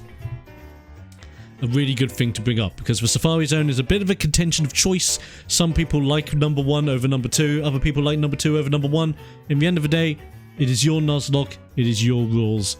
Do as you please with that.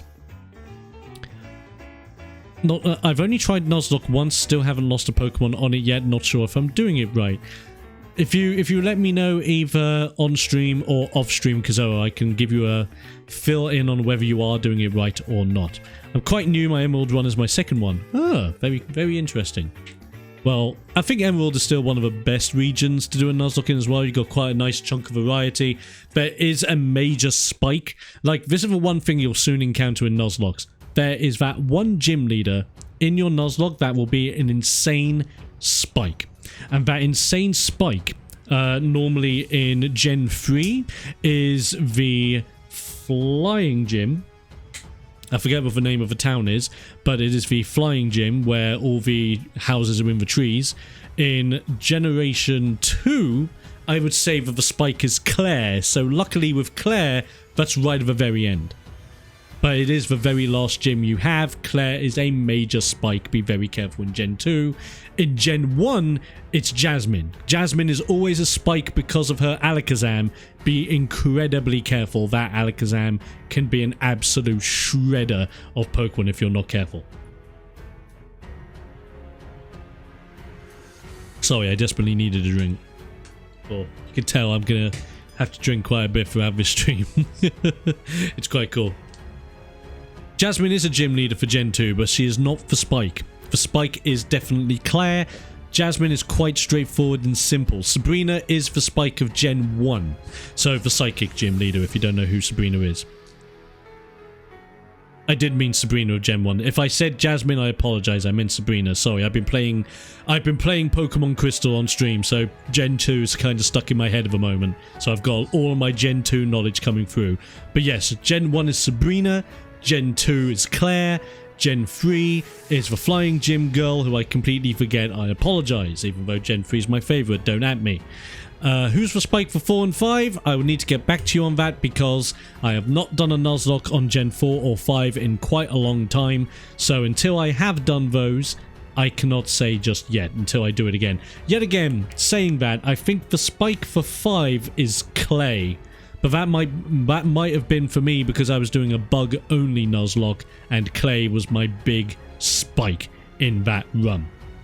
So in all honesty, that was probably on me, but I'll go over that later on, so don't you worry. I'm going through Pokemon Y with Nuzlocke, but I can't remember which gen that is. So Y Let me see. Pokemon 4 is Diamond and Pearl. Pokemon 5 is... or Gen 5 is Black, White, Black 2, but White 2. You're talking Gen 6? I'm correct? Gen 6? Don't at me? I want to say it's Gen 6. Because then X and Y is Gen 6. Sun and Moon's Gen 7. Yeah, Sword and Shield's Gen 8. And then now we have Gen 9. So yes, that is Gen 6. There you go. Gen 6. I've had trouble with Clay on my normal runs of Gen 5. Then I would probably say Clay's for Spike. But again, I need to run Gen 5 and find out for myself whether that's true or not. Jasmine took over Koga's gym in Gen 2. That is it. I keep getting the two mixed up because Koga's my boy. And Jasmine's my girl. OG, because she's a poison user. I love it. Okay. Listen, class. Listen. We're moving on to our next bit. Dump Safari Zone.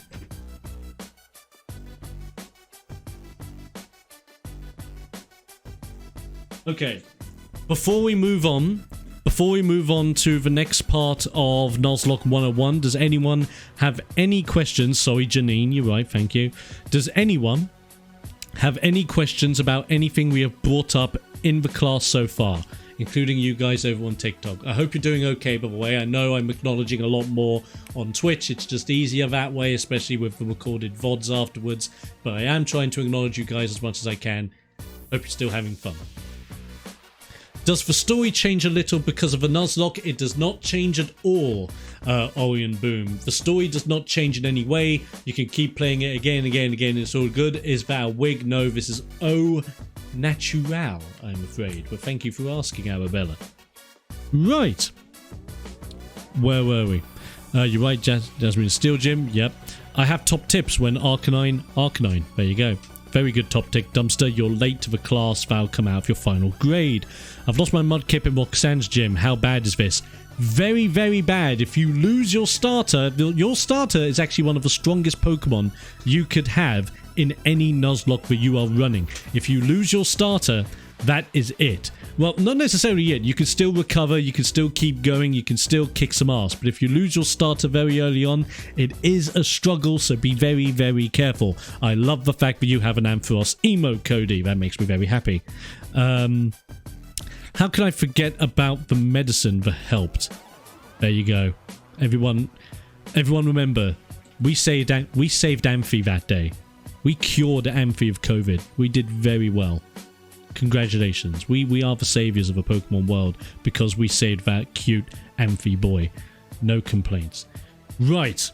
Next topic of discussion. As long as we're happy, of course we are. You're happy as well. Okay, next topic. I've also lost a Wurmple, but I don't think that's too bad. Wurmple ain't too bad. You could have had a Cascoon, which could have ended up into a Dustox. Dustox is a really good play, as is Beautifly. They are both beautiful Pokemon to get. Never sleep on Beautifly, never sleep on Dustox. They're both really useful. Right.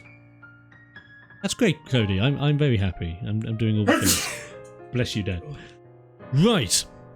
Ladies and gentlemen, let's move on to our next topic of interest, shall we? We're not rushing, we've still got plenty of time to go over everything, but I want to continue the whole shebang. So we have covered how encounters work, we have encountered clauses and all that jazz, which brings us to our next big thing.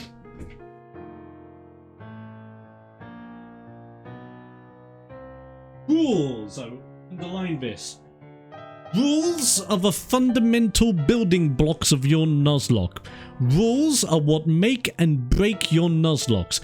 And this is applicable for everyone, whether you're a content creator, whether you are a streamer, whether you are a casual player that just wants to try a Nuzlocke, your rules matter. If you are not staying true to your rules, you're not even playing a Nuzlocke. Bear that in mind. You are either staying true to the rules, or you're just playing the game casually. Bear that in mind. So, what are the rules of Nuzlockes? Well, we've already gone over a few of them, so let's rest assured, shall we? I will ask you guys. What are the rules of Nuzlocking? Give me some examples of the rules of the Nuzlocke, so that I can tell you whether you are correct or incorrect, and we will add them to our rules list. However, I will now be colouring these differently.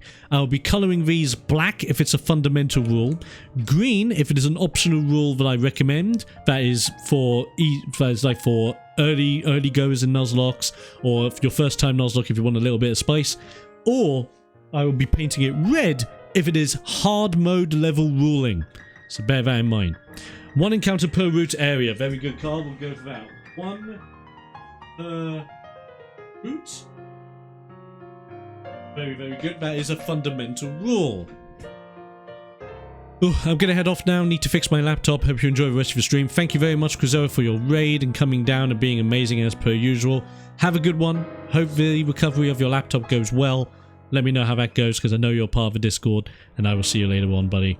Have a good one. Faint equals death. Well done. So, that is a fundamental rule. Faint equals... I really can't spell. What the hell is going on?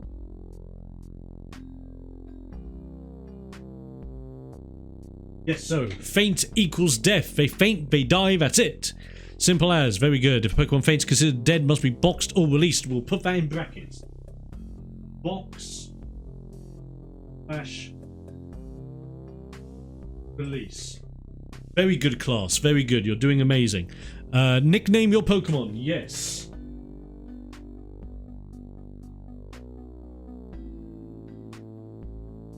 Nickname. Even though I'm colouring it in black as a fundamental rule, it is still technically optional, but a lot of people tend to keep this as a fundamental rule of Nuzlocking, so we're going to keep it in black.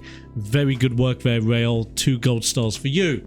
Do you have anything there? Dupe's Claws? Yes. So, I will put Dupe's Claws in green.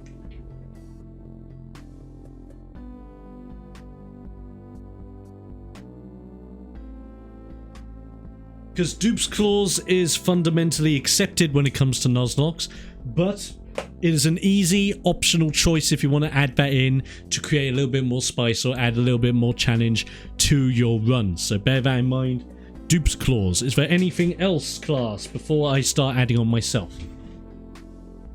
If you white out, you lose. Optional. Yes, this. So, I'm going to write that in red for one reason.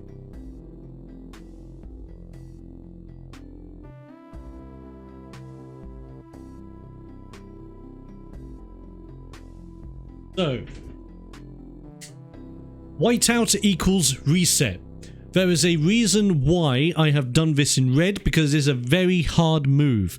Because effectively, if you have, like, let's say it's very late game, you're leading up to the Elite Four, you're going through Victory Road. Oh no, I whited out on Victory Road. Chances are you won't white out on Victory Road if you're doing alright by that point, but you never know, it could happen. If you white out on Victory Road, all of your Pokemon are classed as dead, they must be either released or put in a box. Then, normally, if you do have Pokemon in your box, you can replace all of them and keep going as long as you have Pokemon in your box. If you are running and you want to add that extra level of spice, if you white out in any way whatsoever at any point during your run, game over. Full reset, start again from the very beginning with your level 5 starter, that's it. I'm putting that as red because not everyone does it. It is a very heavily hardcore level move. So if you do want to do it, be warned, it is very tough because you basically have to start your adventure from the beginning again. So if you put 9 hours in, you have to chase those 9 hours back. You're welcome. What else do we have that you guys have done? Tugs on the heartstrings more if they die. Exactly. That is a good reason for all of that. Level caps. Right. Now we're getting into the juicy bit. Level caps. So, I'm putting this in red because this is also a hardcore level thing, or more of the hardcore side of things. So, level capping basically means that you are not allowed, or you have to try your best to make sure that you stay in or around the levels of the next gym leader. So let's say, for example, you're dealing with Brock. Brock's highest level Pokemon is normally around, what, level 13, 14. So as long as you do not over level past level 13, 14, absolutely fine, carry on. If anything levels up higher than 14, then you're not allowed to use them. Straight up. If they level up whilst you're against Brock, that's completely different. Because they're still valid when you go in. I do apologise. Burping a bit with all the banter, I do apologise there. So, effectively, that's how it goes. You make sure you maintain that level cap at all times. I would heavily recommend having a page up on Cerebi. If you go onto Google, for example, and type in the game you're playing, gym leaders, and then Cerebi, which is Serbii, your first link should be a link to Cerebi, which will give you a breakdown of all the gym leaders in that game in order of when you should be battling them.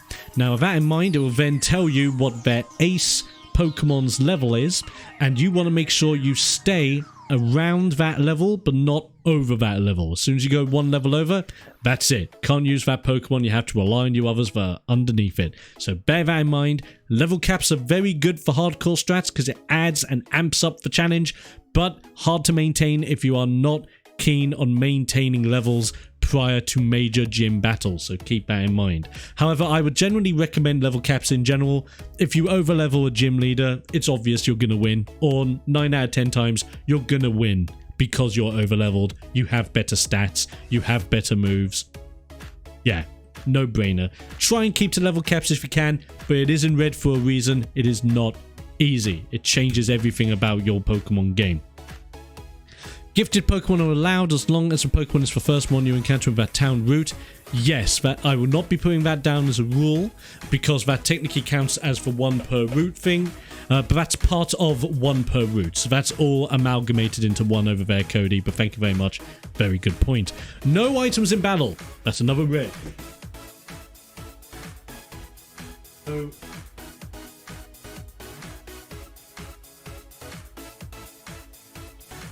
items.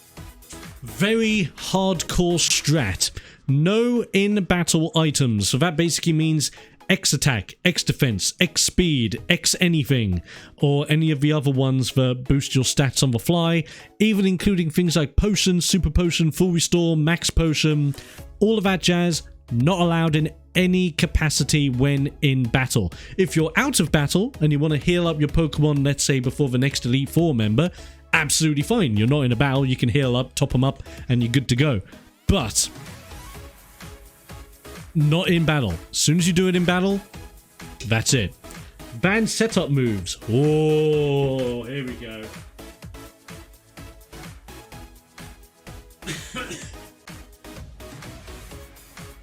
I'm just going to put banned moves on there because some people also tend to ban specific moves that are very OP for their Pokemon to learn, even if it's in the early stages, that they don't want their Pokemon to learn to even make it even harder. But fundamentally, banned moves, if you want to go with it, it's completely optional, especially if you're running with setups like, let's say, Toxic setup, Spike setup, Stealth Rock setup, etc. You can ban setup moves completely if you wish. Completely optional, but it is very much a hardcore strat. Gesundheit dead. Sorry, I got my dad in the office. And he's also sneezing. Probably where I'm getting it from.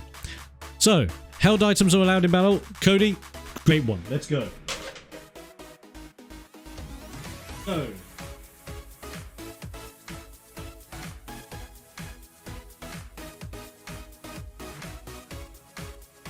Eagle. I am painting it in black because technically held items are always legal in the Pokemon games. If you want to go mega hardcore, you can ban held items if you so wish, but it is universally accepted that yes, even if you're running the no in battle items, held items are completely fine. And if anything, held items can be your clutch, especially when it comes to things like berries that can heal you or remove status effects, or things like the red card that can instantly switch out enemy Pokemon, or the air balloon for strats, or items that just buff up certain moves that you're using, or things like the quick claw, the scope lens. There's a ton of held items. You can either ban them all or use them. Fundamentally, I say use them, but again, up to you if you do, but it is a widely accepted rule of the run. Revives are money fodder. Yes, they are, which brings us on to a very fundamental rule for later on, which is not one of these rules, but something you need to keep in mind. Make that dollar. Any revive that you get is now free money. And if you're running no battle items, any X items or any healing items that you're not going to be using in battle or even out of battle, sell them. You're going to make a lot of money. You're going to be in the moolah. Who does not love money? I love money. You love money. You love money. And I'm very sure you might also love NFTs. And if you do, get out of my class. And this is not an NFT class. If you want that, that's room 701 NFTs for morons. I will never, ever teach that. You're welcome. So, stalling is banned. Haha. Now, stalling would kind of be added with the idea of banned moves, because stalling is the idea of using things like toxic stall strats, where you use toxic and protect, or toxic and substitute, or just substitute strats in general, kind of tags in with banned moves. So all of that comes under the umbrella of banned moves, hence why I did a bit of a more generic term. Yeah, like certain strats, certain moves, you can just ban outright if you want to add extra challenge to your run. That's absolutely correct. So you can ban it. I want to see what your TikTok things are doing. Shiny claws. Yes, let's talk about that. So, shiny claw.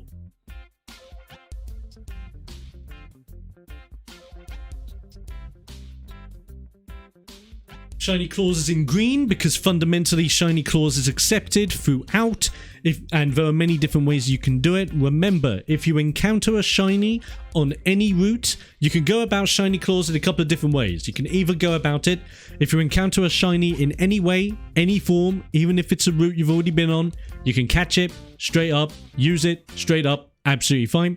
Or you can run with the other shiny claws rule, where if the shiny is also a dupe, then you can capture the shiny, replace the original, and now that original becomes a shiny boy instead. Or you can go with my option, which is the hardcore one, which is shinies are still a part of the one per route rule, therefore meaning that if your one per route is not a shiny, the shiny is dead. Simple as. Kill it out of respect, don't run away from it. Be a proper bro. You've encountered a shiny, do what is honourable and slay that shiny dead. If you don't, no, Nuzlocking is not for you. No, I'm joking, of course I am. You do what you want. It's a shiny encounter, you just do you. One Pokemon per type. Now we're getting into the interesting stuff. Here we go. But we're going to bring that up later. It is technically a rule, but we're going to bring that up later when I talk about Nuzlocke variations. When we talk about the more different ways you can spice up your Nuzlocke, but these are still very, very good when it comes to rules and building up the rule sets of the runs. Let's see what else we got. Limited held items, only one berry, like one Pokemon has healing berry, the others can't. Limited held items. I like it. So limit hold items. Very, very good. Limiting held items can definitely add more challenge to your run. So now this technically means, like the example that Orion Boom on TikTok has said, technically this now means that, let's say for example you have a Pokemon that has a berry, and you have two of that berry, you can only give one Pokemon that berry until they use it, which therefore means if you have an Aspear berry and a Pinap berry, for example, you can give the Aspear to one and the Pinap to one because they're two different berries. But if you have two Aspears, you can only use that one on that one Pokemon until it's done. While I'm at it, monotype runs. Okay, I think this is a perfect time to segue into another thing. Banned Pokemon. Now, here is the thing.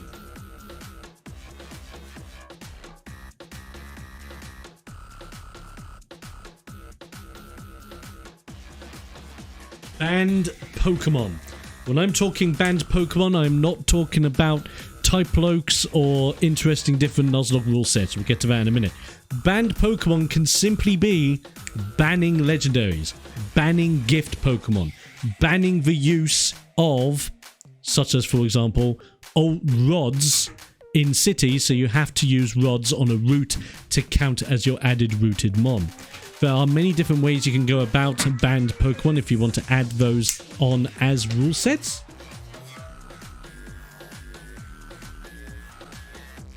I'll probably be drinking a little more now, I apologise. You can tell the voice is being hit. but I will not falter. I will continue to fight for fight. But yes, banned Pokemon. Normally banned Pokemon comes in the form of legendaries. Normally it comes in the forms of gifts or even mythical Pokemon or shiny Pokemon, for example. That can be a little bit diverse, but effectively you can adapt that to any which way you want. Healing between battles in the Elite Four is allowed. Yes, it is. Even if you are running no in-battle items, you can heal in between Elite Four members unless you want to do the reverse for hardcore ruling. Exactly, Cody. Gold star for you. Well done. Very, very, very, very good. Brilliant. I think we've covered most of them. I'm very happy with what you guys have done. Very good. I can't think of anything off the top of my head that I would add necessarily as a rule. I think we've actually done quite well there. You've done really well. Congratulations, guys. Really proud of you. Everyone gets a gold star, including you guys on TikTok. Not forgetting you. One legendary on the team. That would kind of count as banning or limiting Pokemon on that one, I would say. So it's kind of like a double entendre, if I'm to be completely honest. So yes, banned Pokies, you guys have done really good. Let's move on to our next one. We've covered rules. Now let's get into the spice. I like a bit of spice. Hope you guys do too. If you have any questions, by the way, of anything we've covered so far, please feel free to post them. I'll get to them as soon as I've cleared the board and I look at things. Thank you guys so far. I hope you're enjoying it so far. Are in-game trade Pokemon allowed? Technically, yes. In-game trade Pokemon are technically allowed, but that will count as your encounter for that route or that town/city. So let's say, for example, the Farfetch'd in Gen 1. I think you trade... don't remember the Pokemon you trade to get the Farfetch'd. But effectively, if you commit to that trade, that's your encounter for the town. So now you can't go out of your way to get a Magikarp. You have to stick with Farfetch'd. But if you are in need of a flying type, at least you have Farfetch'd ready to go, am I right? There you go. Exactly, they do count as the Pokemon for that route. Very good. I thought of a specific banned Pokemon. Okay, fair play. Gotcha. There you go. Right, keep your questions coming if you have any. I'm going to clear the board quick and we move on to our next bit.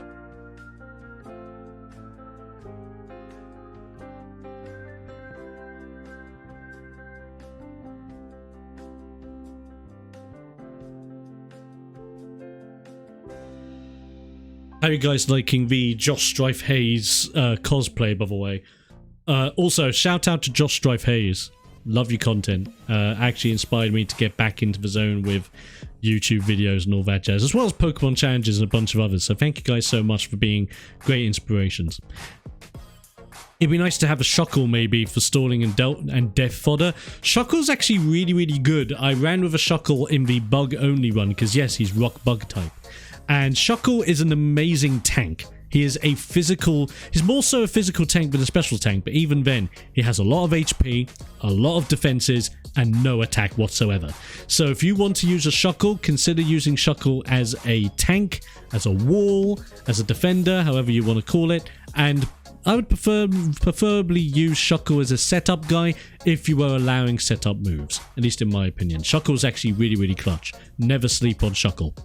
Are the Elemental Unova Monkeys banned? Completely optional and completely your choice.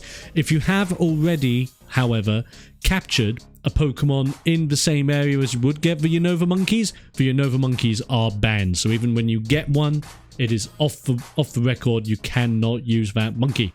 Simple as. So, ladies and gentlemen of the classes, let's move on. Next area of things. We've talked about rules. Now let's talk about spice, or as I like to call it,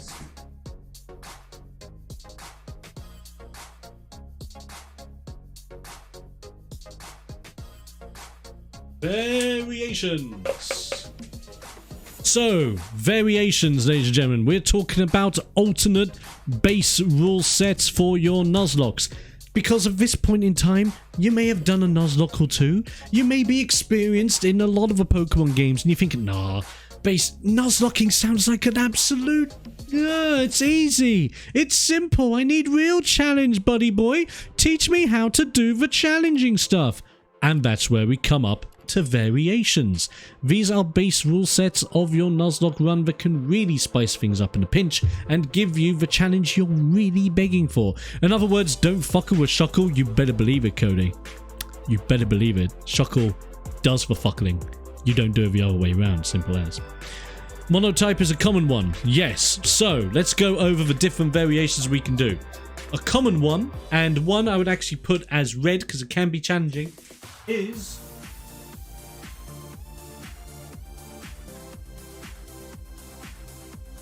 Typloaks. So, Typloaks are fundamentally, you would do a Nuzlocke with one type only, or two types if you want to do a dual Typloak, but mostly try it with one. One is way more challenging than two if you really want to go that far. So this fundamentally means if you want to pick fire types, you are restricted to only using fire types in your entire run. I will say, however, if you are going to do a Typloak, try randomizing your game to maximize the opportunity of you encountering one of your type's choices. And also when you are doing a Typloak, if you want to, and if you want to be a little bit more loose with your rule set, completely up to you, bear in mind you can make it so that your route encounter does not count until you find a Pokemon on that route that is your type. Now, here's what I recommend. If you are going to do a Typloak and you're going to randomize it to maximize your chances, if you use the Universal Pokemon Randomizer, which is a fantastic bit of kit, gets up to date all the time. I believe you can also randomize pretty much any of the Pokemon games that are out right now, which is amazing. If you use the Universal Pokemon Randomizer, once you save your seed and it generates your randomized ROM, it will give you an option to also save a log file that will log all the randomized changes for you. If you are doing a Typloak, I would highly recommend saving that file for one main reason. Saving that file means that whenever you're doing your run, you can always look at a file before or just as you enter a route to see if there is a Pokemon of your type in that route. If there is a Pokemon of your type in that route, then you can go into that route until you find that Pokemon and fundamentally keep having encounters until you find the encounter. And then if you fail that encounter, that's it. If you capture that encounter, well done. But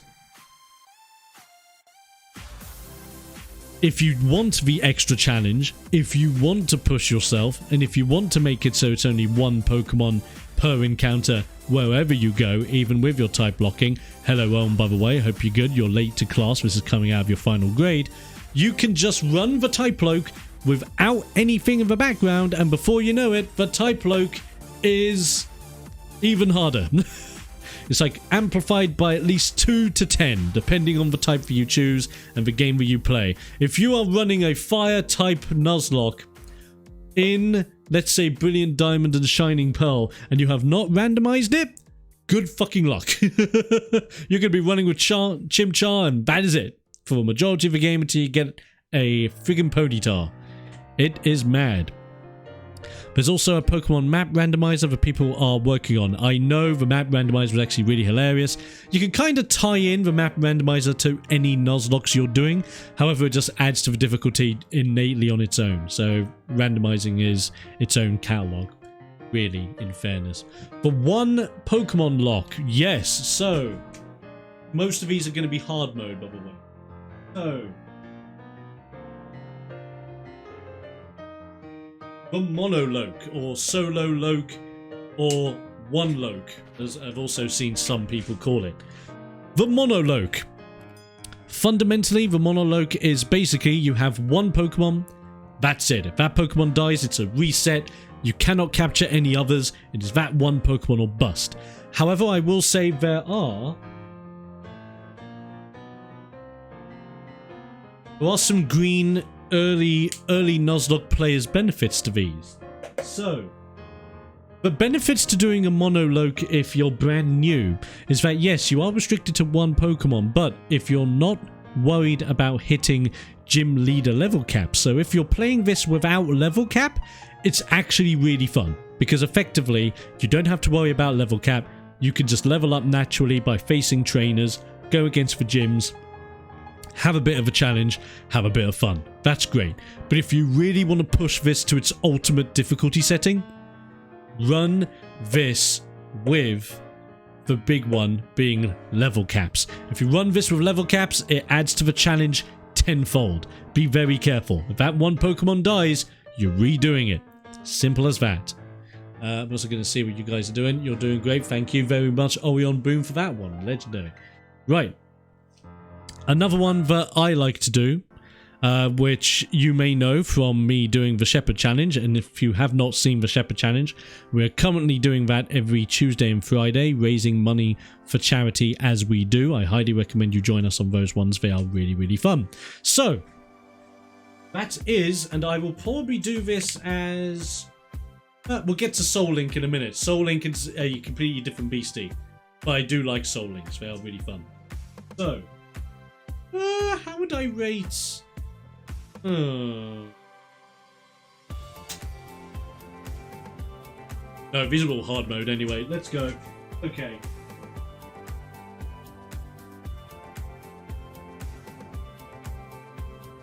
We have the Species Loke. So, the Species Loke is basically what I'm doing for the Shepherd Challenge, where I'm only running the game with sheep only. So that effectively means I have picked one animal and I have to keep with that animal throughout. In the later games it gets easier because you have access to the Mareep line, so that's Mareep, Flaffy and Ampharos. You have access to things like the Go-Goat line, so you have access to Go-Goat, Skidoo. You also have access to Whimsicott. Yes, Whimsicott is counted as a sheep. So that's 6 sheep Pokemon in the later games. As for the early ones, 3. Mareep, Flaffy, Ampharos, and that's it. Which is why in my charity run challenge, I have made it so that if you donate to charity, or if you donate a certain amount to charity, I can go out of my way, capture a Pokemon that's not a sheep, depending on your restrictions or where you would want me to go hunting for that Pokemon, and they become an honorary sheep when they join the party. It also makes it really fun for you guys to then donate for charity, us to get higher, and all that jazz. So that's really, really fun. If you want to participate in that, like I said, every Tuesday and Friday on the streams, good stuff, join me on that. So yes, the Species Loke is really, really fun. I would say if you're, again, doing this, randomize the game to heighten your chances of finding the species. Or if you know how to hack the game so that the very first route of the game has all the species of your species lock. And then effectively, if you lose one, you can replace it and go all the way back to the beginning in route 1 or the first route of the game, whatever route it is, and capture another one to replace it. If you want to go with that rule set. That's a rule set I did last year. You can go even more hardcore and say, right, you get a full team of 6 early on, but if any of them die, they die, that's it, that's over, full whiteout, full reset, you name it. Take that as you will, it's fully adaptable, but the Species Loke is a choice. I love Wooloo, absolutely, Wooloo's an absolute god. But Wooloo's more so if you're doing Sword and Shield. We don't know if Wooloo is in Gen 9 yet, cross fingers he is. I love Wooloo. Right, any more for any more? Soul Link. Soul Link. Let's talk Soul Link. So, it's also red, because a lot of these are.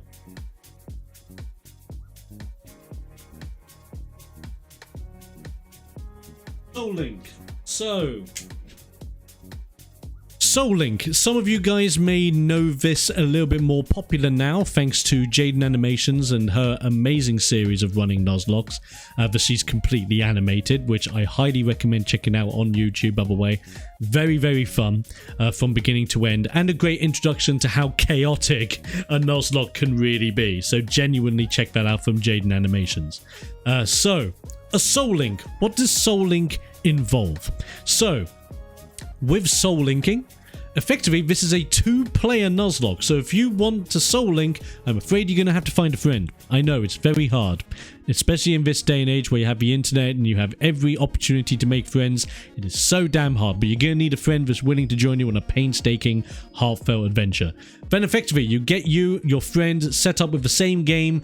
If you want to, it can be the same game with the same randomized seed if you're going with randomizing, or you can both do the same game with different randomized seeds to heighten your chances of bad things not occurring. But effectively with a Soul Link, you're going through the Nuzlocke at the exact same time. And effectively, what happens is this.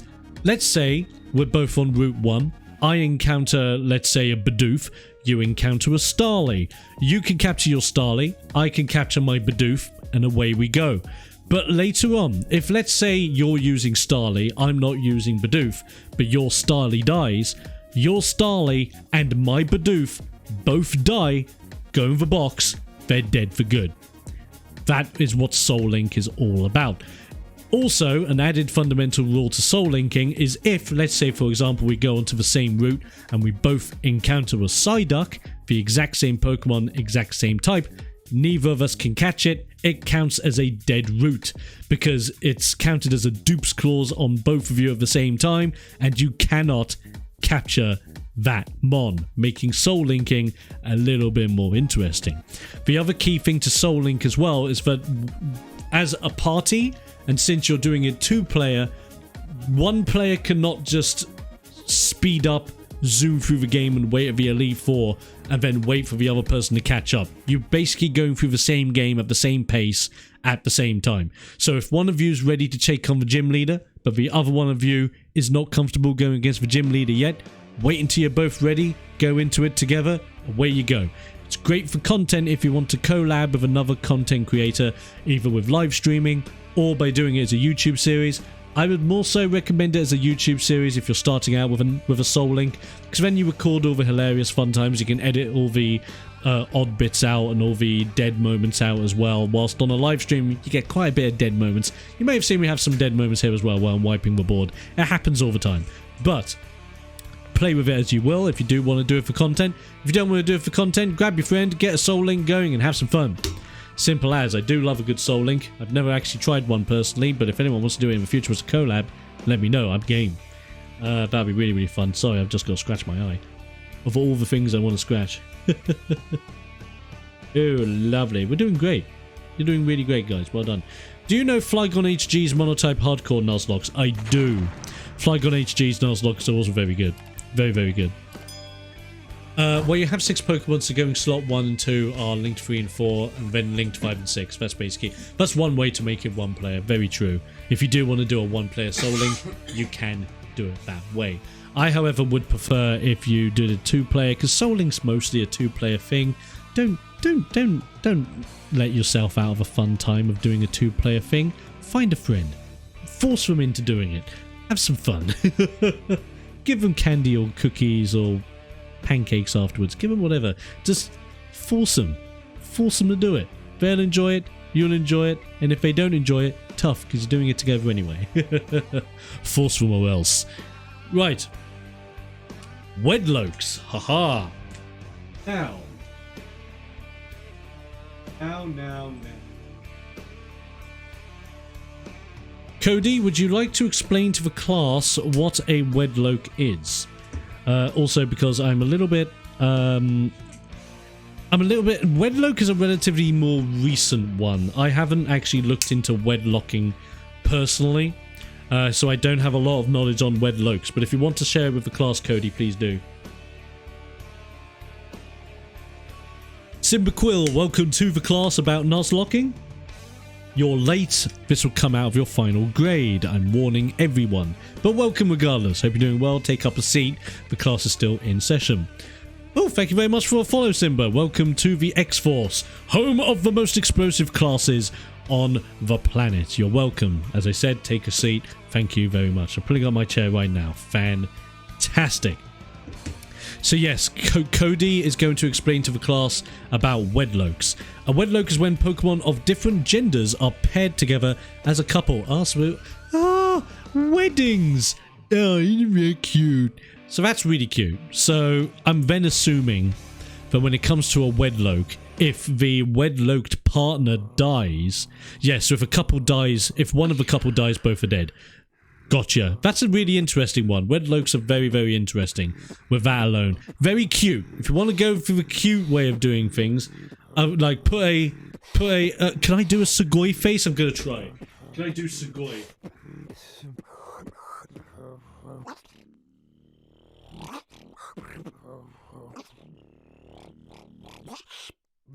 Okay, that's a Sugoi face, okay? Or very happy Sugoi. Right. Effectively, that's Wedlock in a nutshell. Get 2 Pokemon, marry them, everything's blissful, everything's perfect. If one of them dies, they both die because they're a couple and they die of a heart attack. Well done. Beautiful stuff. Great stuff indeed. Woo! Simba, new classmate. Indeed. Welcome. So if one of that couple dies, both are dead. There you go. How cute. I love it. It's a very cute way of doing things. That could be a really cool thing to do if you're going to be doing, like, this is more of an idea for content creators. If you're a content creator, consider maybe doing doing a wedlock if you have a significant other, a partner, a wife, girlfriend, boyfriend, middle friend, whatever you want to call them. If you have a significant other or a partner of any kind, maybe consider doing content with them as a wedlock. So then you can name the Pokemon together, get attached to them together, make up funny stories about them being a couple. Are they argumentative? Are they really cute together? Do they just get along and just go, yep, it is what it is. They have a kid together in the daycare, you know, all that fun jazz. That could be really fun and engaging. And then when they die, get really, really tragic and put a funeral on for them, because of course you do for content. It's all about that content. So that could be really good for couples if you want to add an interesting spin onto your Nuzlocke for couples content. Pokemon Challenges Hardcore Nuzlocke? Yes, that was technically in the prior thing where we were talking about rule sets, but you're not wrong.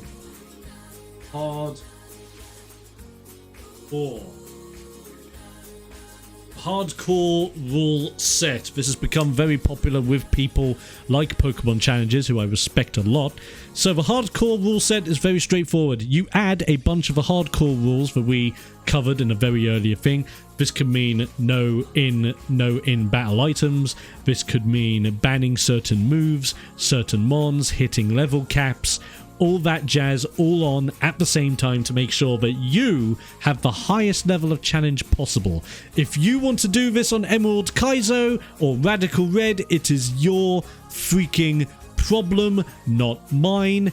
I will never be peer pressured into doing it unless someone donated such a gratuitous amount of money where I would basically be forced to do it. Even then, I would have to question that donation and check if it was legit.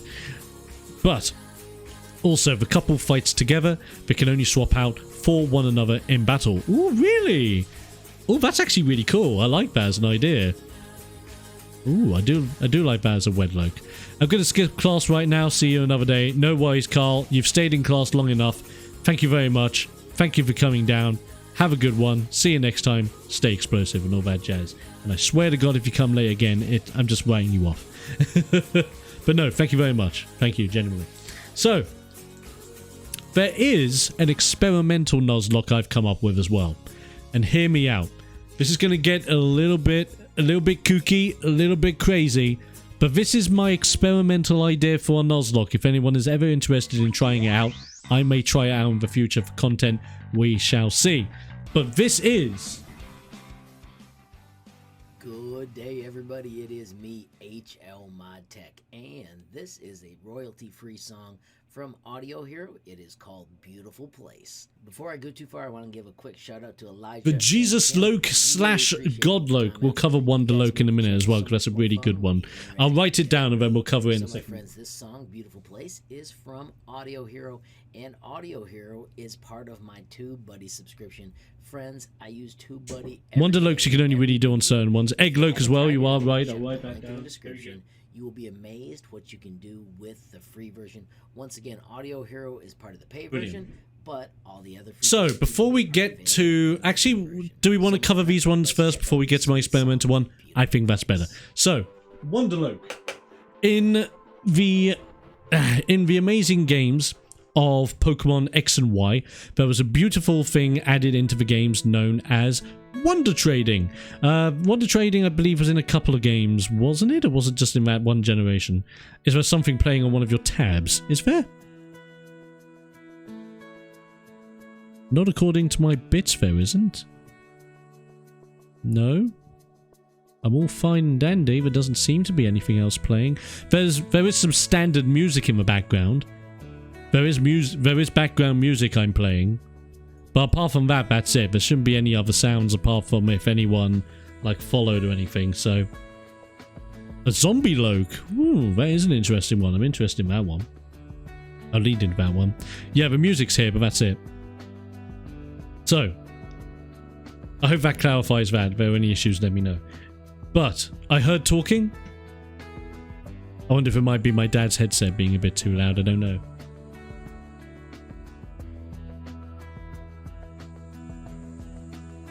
Maybe. It may be coming from my dad's headset because he's wearing a headset and he's listening to music, so it could be a little bit offset from that. Don't worry. Right, let's talk about wonder locking. So, in some of the games, you have a wonderful thing known as wonder trading, where you basically take a freshly caught Pokemon, you put it out for wonder trade, which basically means random trade to this with random trading person. It's great. So you can end up trading a Weedle, for example, and you can get a Regigigas. It's really, really fun. You can also get some really stupidly hacked Mon, or some really bad, obvious trash Pokemon that people were throwing out there because they were trying to get a shiny of some kind, and so they have all their really bad, non-shiny Wazak Pokemon just chucked into the ether for you to basically get and live off of. It's really, really cute. So wonder locking is all about basically the fundamental rules of Nuzlocking. However, when you capture a Pokemon on that route, whenever you get the chance or straight away, you immediately wonder trade that Pokemon to get your actual official one. If your official Pokemon is over the level cap, you cannot use it until that level cap has been raised. It is a part of the rule set, I'm afraid. Keep that in mind if you are running with level caps. If you're not running with level caps and you end up getting given like a level 40 Reshiram and you're only just starting the game, well done! You've won. And if you somehow still lose, how? That's it. Unless the person you've wonder traded off of is literally given it trash moves and trash stats. Which could happen if it's a really, really balked version of Reshiram. I don't know. Regular loc rules, but dead Pokemon can be resurrected if another Pokemon is sacrificed for it. Now, that's a zombie loc. I like that. We're going to put that on.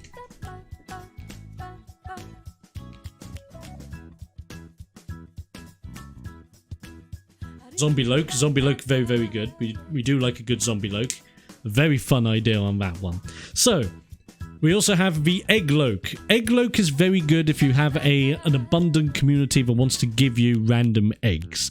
So what you can do, if you're a content creator, try and combine egg locking with your community. I like that. It would be cool if you have to give a Pokemon to the same level or higher than the fainted Pokemon. That would actually be really good. Then sacrifice it off, you get your old one back if you wish. It's a very cool. You can even call it a ritual loc if you want, to make it a little bit more spicy with a naming convention. Ooh, go for it. Add a bit of spice with your Nuzlocke names, by the way. Mix and match. Try and figure something original and new. It will spice things up a little bit. Right. So with egg locs, if you are a content creator, you have people in your community that also plays Pokemon and they want to join in, this is an ideal way of making it happen. Make it so that your people from your community just make random eggs of random Pokemon. Then whenever you capture a Pokemon on a route, you're not allowed to use it until you trade for that egg.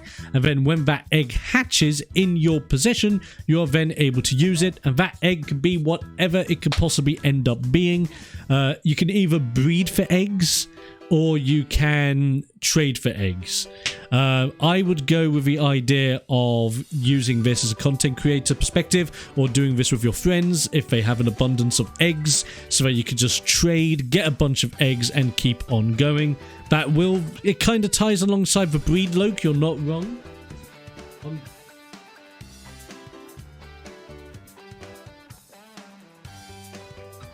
Breed loking. Breed loc's kind of similar to egg loc, only you can only use Pokemon when you breed them. Now this specifically can be a bit tough if you don't have access to a Ditto, or you don't allow yourself in the rule set to have a Ditto for the sake of breeding in the breed loc. But effectively in the breed loc, you breed Pokemon as much as you bloody well want, and you basically have an engine of breeding. But remember the duplications clause, ladies and gentlemen. You cannot breed one or more of the same Pokemon. You get one egg and that's it. Eggy boy or no eggy boy. It's as simple as. There's a ball loc too, one Pokemon only in each type of Pokeball. That is really, really interesting. Very, very hard mode. If only I had a thicker red, I'd put that on there. But yes, ball loc.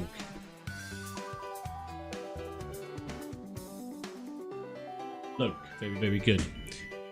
In-game trade Loke. Yep, trade Loke is a good thing. That's a very good one.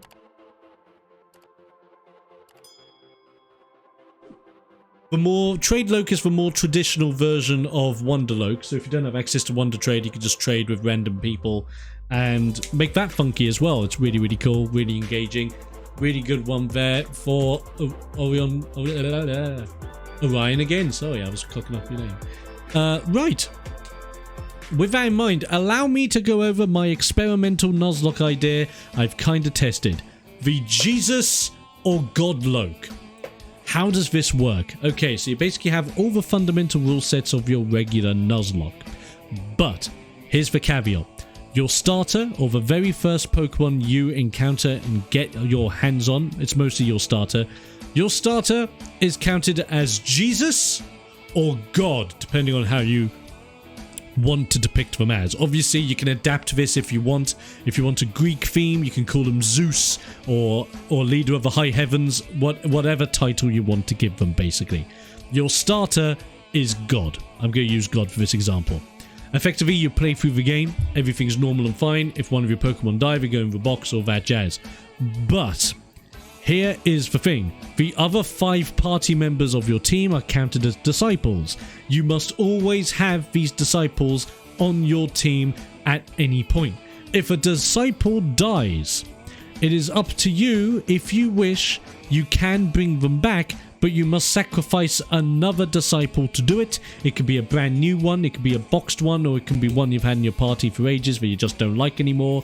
You can sacrifice a disciple to bring back an old disciple, if you so wish. However, there is another thing. If the god dies, because here's the thing. This is why you got 2 different rule sets for this. Rule set number 1 and the harder one, the Jesus Loke. If you are doing the Jesus Loke, you are not allowed to use your starter for 3 trainer battles, or for the next 3 trainer battles. After those 3 trainer battles, you can then use Jesus again. So then Jesus comes back onto your squad, has 3 days of rest, comes back on fresh as a daisy. Fun times. Or you can do the God Loke, which is even harder. If your god dies, you can resurrect the god, and if you choose to resurrect the god, you must sacrifice all of your disciples in your current party immediately. You cannot pick and choose which disciples you want to sacrifice. All of them must be sacrificed immediately, because your god cannot die as long as someone is following your god and is a disciple of God. If you run out of disciples, you cannot resurrect the god, therefore you finish the run and you must reset again. Let me know what you think about that idea for the Jesus God Loke. I would have said if God dies you lose. Well, here's the thing. Gods are not easy to kill. Unless you're playing God of War, then it's a little bit more challenging at least, but it's still relatively straightforward to kill a god. So the idea behind the God Loke is the whole idea of if God dies, you must sacrifice for the people that follow that god to keep that god alive. If it's for Jesus Loke, as long as you still have disciples for Jesus to come back to, 3 battles later, Jesus comes back. No disciples, no Jesus, no disciples, no God. Simple as that. That's the logic behind that one. It's very experimental. No one's tried it. I'm very much willing to try it and go full joke level on it. So there we go. If you want to see that in the future, let me know.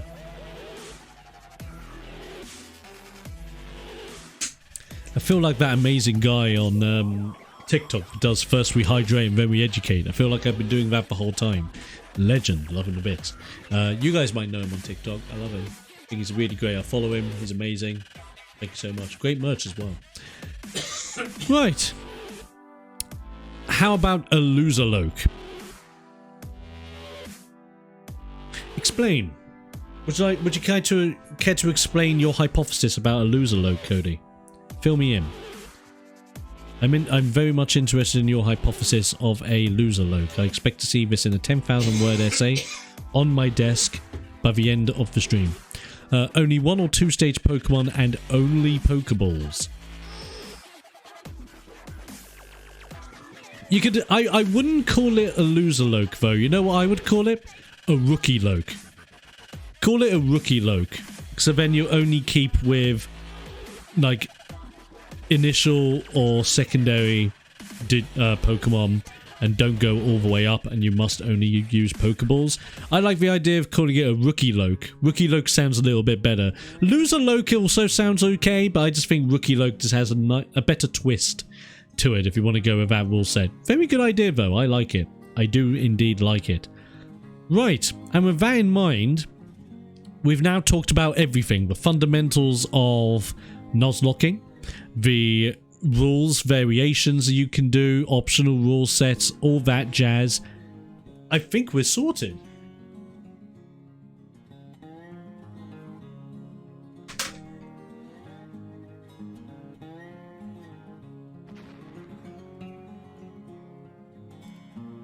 So, what we're going to do is, ladies and gentlemen, since we are coming to the end of the class and the end of the stream, which I'm very thankful you guys have joined for. This has been amazing. I might end up doing a mini-series of this if anyone's interested to learn more of any other subjects that I'm knowledgeable about. That's absolutely fine, including you guys over on TikTok. Let me know.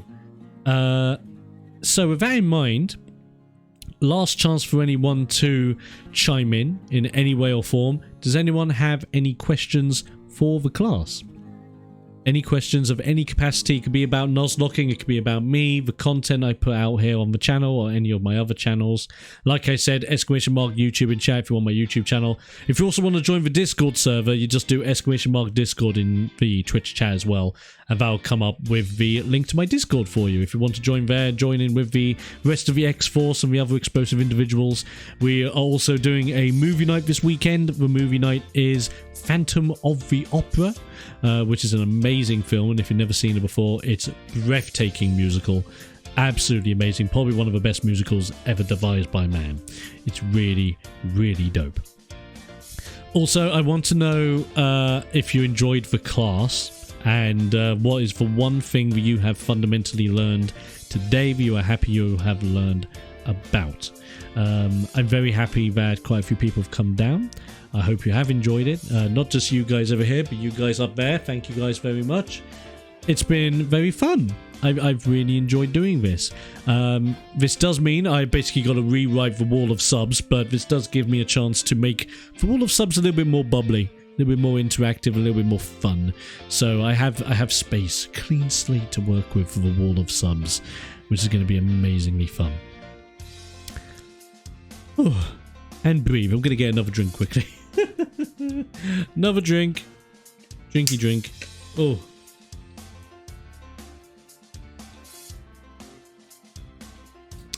Oh, that's nice. Oh. Oh, that's nice. Beautiful. Right, ladies and gentlemen, if we are all good, I love this class and honestly everything. Thank you, Orion Boom. Thank you so much for joining in and just having a great time over on TikTok. That's amazing. Thank you so much. And anyone else that joined in through TikTok also.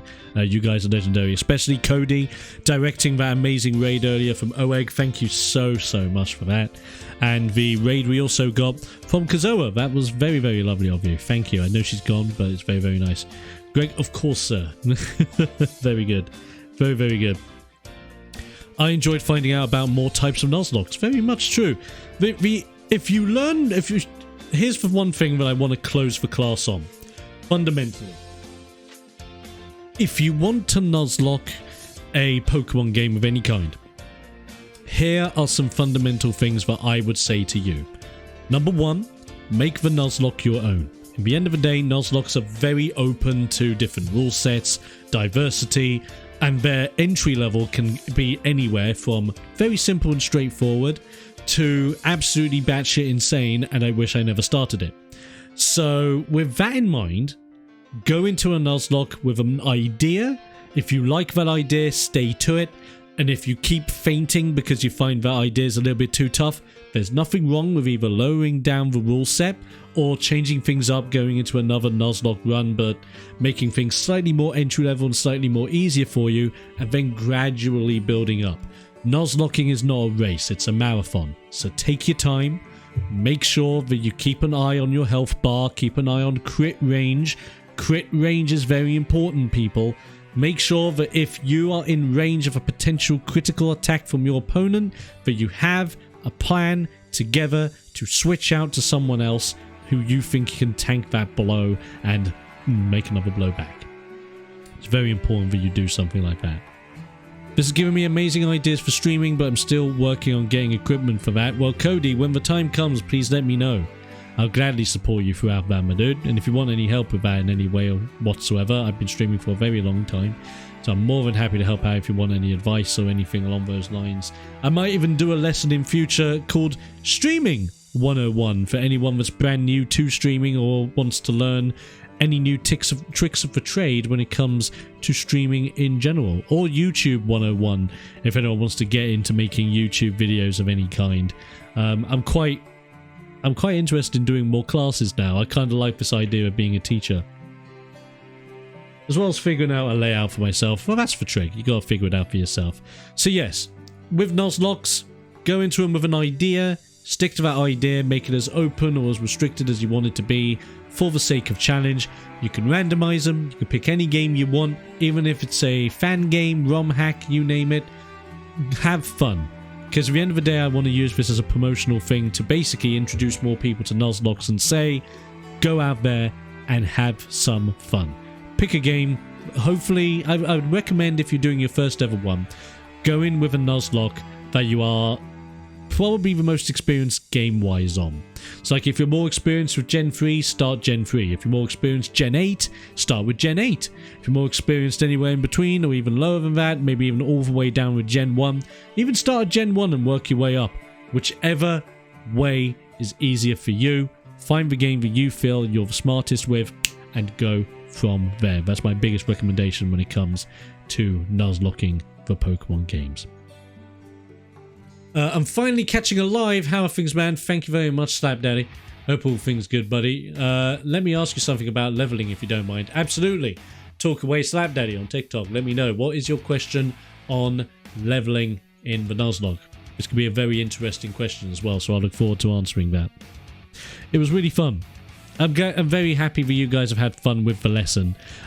Speaking of which, by the way, you guys on TikTok, if you have missed parts of the class of any time, my VOD from Twitch will be available on my YouTube channel. That is youtube.com/TheXploder. You can come and join me on there, and this VOD will be uploaded there in the future, so don't you fret, we will get on that. I'm going to wait for your question, Slap Daddy, about leveling before we rotate to anything involving raids or anything along that line, because that's fun and I like raiding people. We always raid people on the stream. I already know who we're going to raid this evening. We're going to raid Wolfie. He's a good friend of the stream that's also donated some bits to the charity as well, which I'm very thankful of. Thank you very much, Wolfie. He's not obviously tuning in now, but I want to do that anyway. And yeah, we'll go from there. It's really, really good.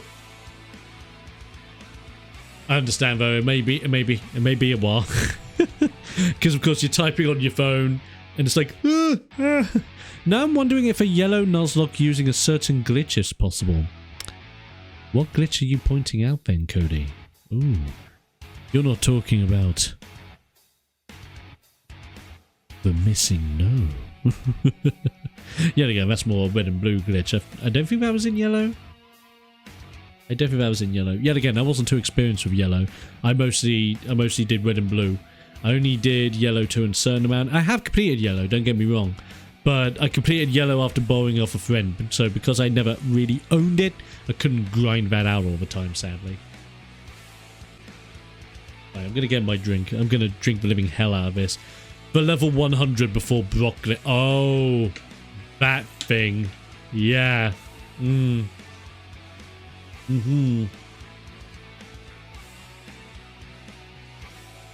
Now that Nuzlocke is very possible because effectively you get a level 100 Pokemon before Brock. You're pretty OP. You are pretty OP, Cody, if you do that. Doesn't necessarily mean you can win, because there might be that random chance of you just getting hit by a ton of sand attacks, not being able to hit anything, and you getting slowly whittled down to nothing. It's not a be all and end all, but it puts you at a really, really big advantage if you were to do it. So by all means, try it. It'll probably make the rest of your Pokemon obsolete, But hey ho, have a laugh. Give it a try. Why not? It's all good. Here we go. So Slap Daddy with his question. So I had heard, for example, that if I had a Squirtle and used a water attack versus a normal attack, part 1 of 2. Okay. No worries. Take your time. Take your time. Put as many in as you need. So if I had a Squirtle and used a water attack versus a normal attack. Okay. So we're talking... What is it? Like Water Gun versus a Rattata, for example? Or Hydro Pump versus a Raticate, for example? Oh, excuse me. Yeah, you know what? That'll be an interesting rule set to add on top of that, Cody from Rail. I like that. If you do the glitch, you are never allowed to heal that Pokemon ever. So it's effectively a monologue where you're not even allowed to heal them in any way. That would be really, really interesting. It's OP, but I don't know if you have enough money for the repels needed to pull the glitch off. That's very true. You're going to basically have to save all your money for repels and hope you can do it, but I don't think you can. I mean, I'm sure there's a way that someone's been able to do it, or if you hack the game so you actively give yourself the repels to then do the glitch if it's for the sake of the run, then I guess it's alright. You could do it that way. But yeah, it is what it is. Give it a shot. I wouldn't mind seeing that with the rule set of you can never heal this mon. It may mean you have to give yourself a ton of PP restorative items via hacking as well if you wanted to, but use them outside of battle so you don't use them in battle. That could be an interesting trick. There you go. That's an idea. Okay, I'm trying to find your YouTube channel. Having trouble? It shouldn't be too much of a trouble. As I said, it is youtube.com/TheXploder. That is TheXploder. So TheXploder. If you're putting an E in Exploder, then you've done it wrong. That's the best way to think about it. Okay, so Slap Daddy's full comment. If I had a Squirtle and used a water attack versus a normal attack, upon gaining the EXP, it goes towards increasing its special versus its physical. I think it's more. Effectively, what you're talking about is EVs. EV-IV situation. So, you're talking about evolution? Is it EV or IV that you get off of enemies? I think it's IVs. Just bearing in mind, I'm not the most educated on EVs and IVs, so I apologize if I get it wrong. But effectively, IVs are what you're talking about. So whenever you defeat a Pokemon, effectively you can get a stat that is related to that Pokemon added on to your squad. So let's say, for example, you're playing with a Squirtle and you go against a Rattata. Rattata will always give you a speed IV upon defeat. This is bearing in mind you're playing the games from Gen 3 onward. If you're playing the games from Gen 1 and Gen 2, they did EVs and IVs completely different, where effectively they just meant nothing at all. So don't worry about it. So effectively, every time you beat a Rattata, that's one speed IV. So what some people would do if you wanted a really fast Pokemon and you wanted to do some IV leveling, instead of just leveling off of every single Pokemon in a route, you would level off of specifically Rattatas. So then those Rattatas will give you a ton of speed IVs, and if you max out on the maximum, which I believe is 255 for any individual one, then effectively you have a really bloody fast Pokemon. Now, this is only really beneficial if you know your Pokemon has EVs that are highest in speed as well, and the highest innate stat you can get is speed, then it's more valuable. But let's say if you're putting speed on a Geodude, for example, that's a bit of a waste, because a Geodude can benefit more from getting defense IVs than getting speed IVs, and that's when IV leveling comes in. I wouldn't really recommend IV leveling unless you are playing games that highly demand it for a Nuzlocke run, and that's more so along the lines of games like Radical Red, Emerald Kaizo, and specific ROM hacks that are literally made to be the single most challenging experiences you'll ever have in your Pokemon career. It is as simple as that. Or it becomes a struggle-only run when you run out of PP to use in potion. You must catch a Pokemon on the route and let it die? Possibly. You have to test that out and see how it goes. It's an interesting idea, but I think it needs some ironing out in places and some more definitive rules to flesh it out some more, in my opinion. So yeah, how do I find out which mons provide XP to which stat? Where can I find it? Best source for I can say, if you type in EV IVs into either Cerebi or search for a YouTube video on it. There are some great content creators that explain it in way more detail than I could ever do.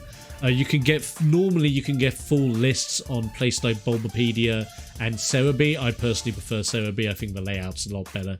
And from that Cerebi, you can just go have a look at the list to see which Pokemon give what for IV stats, and then go nuts if you want to do your leveling that way. It's absolutely fine. It's very good for min-maxers. If you're casual, never worry about it. Really never worry about it unless you're a min-maxer or unless you're doing something along the lines like Emerald Kaizo or Radical Red, like I said earlier. Simple as. Right. With that being said, thank you very much, Slapdaddy, by the way, for the question. Really great one. I hope I've answered that well enough for you. Thank you. With that in mind, should we raid Wolfie? I think we should. Let me get things set up. Join me over here.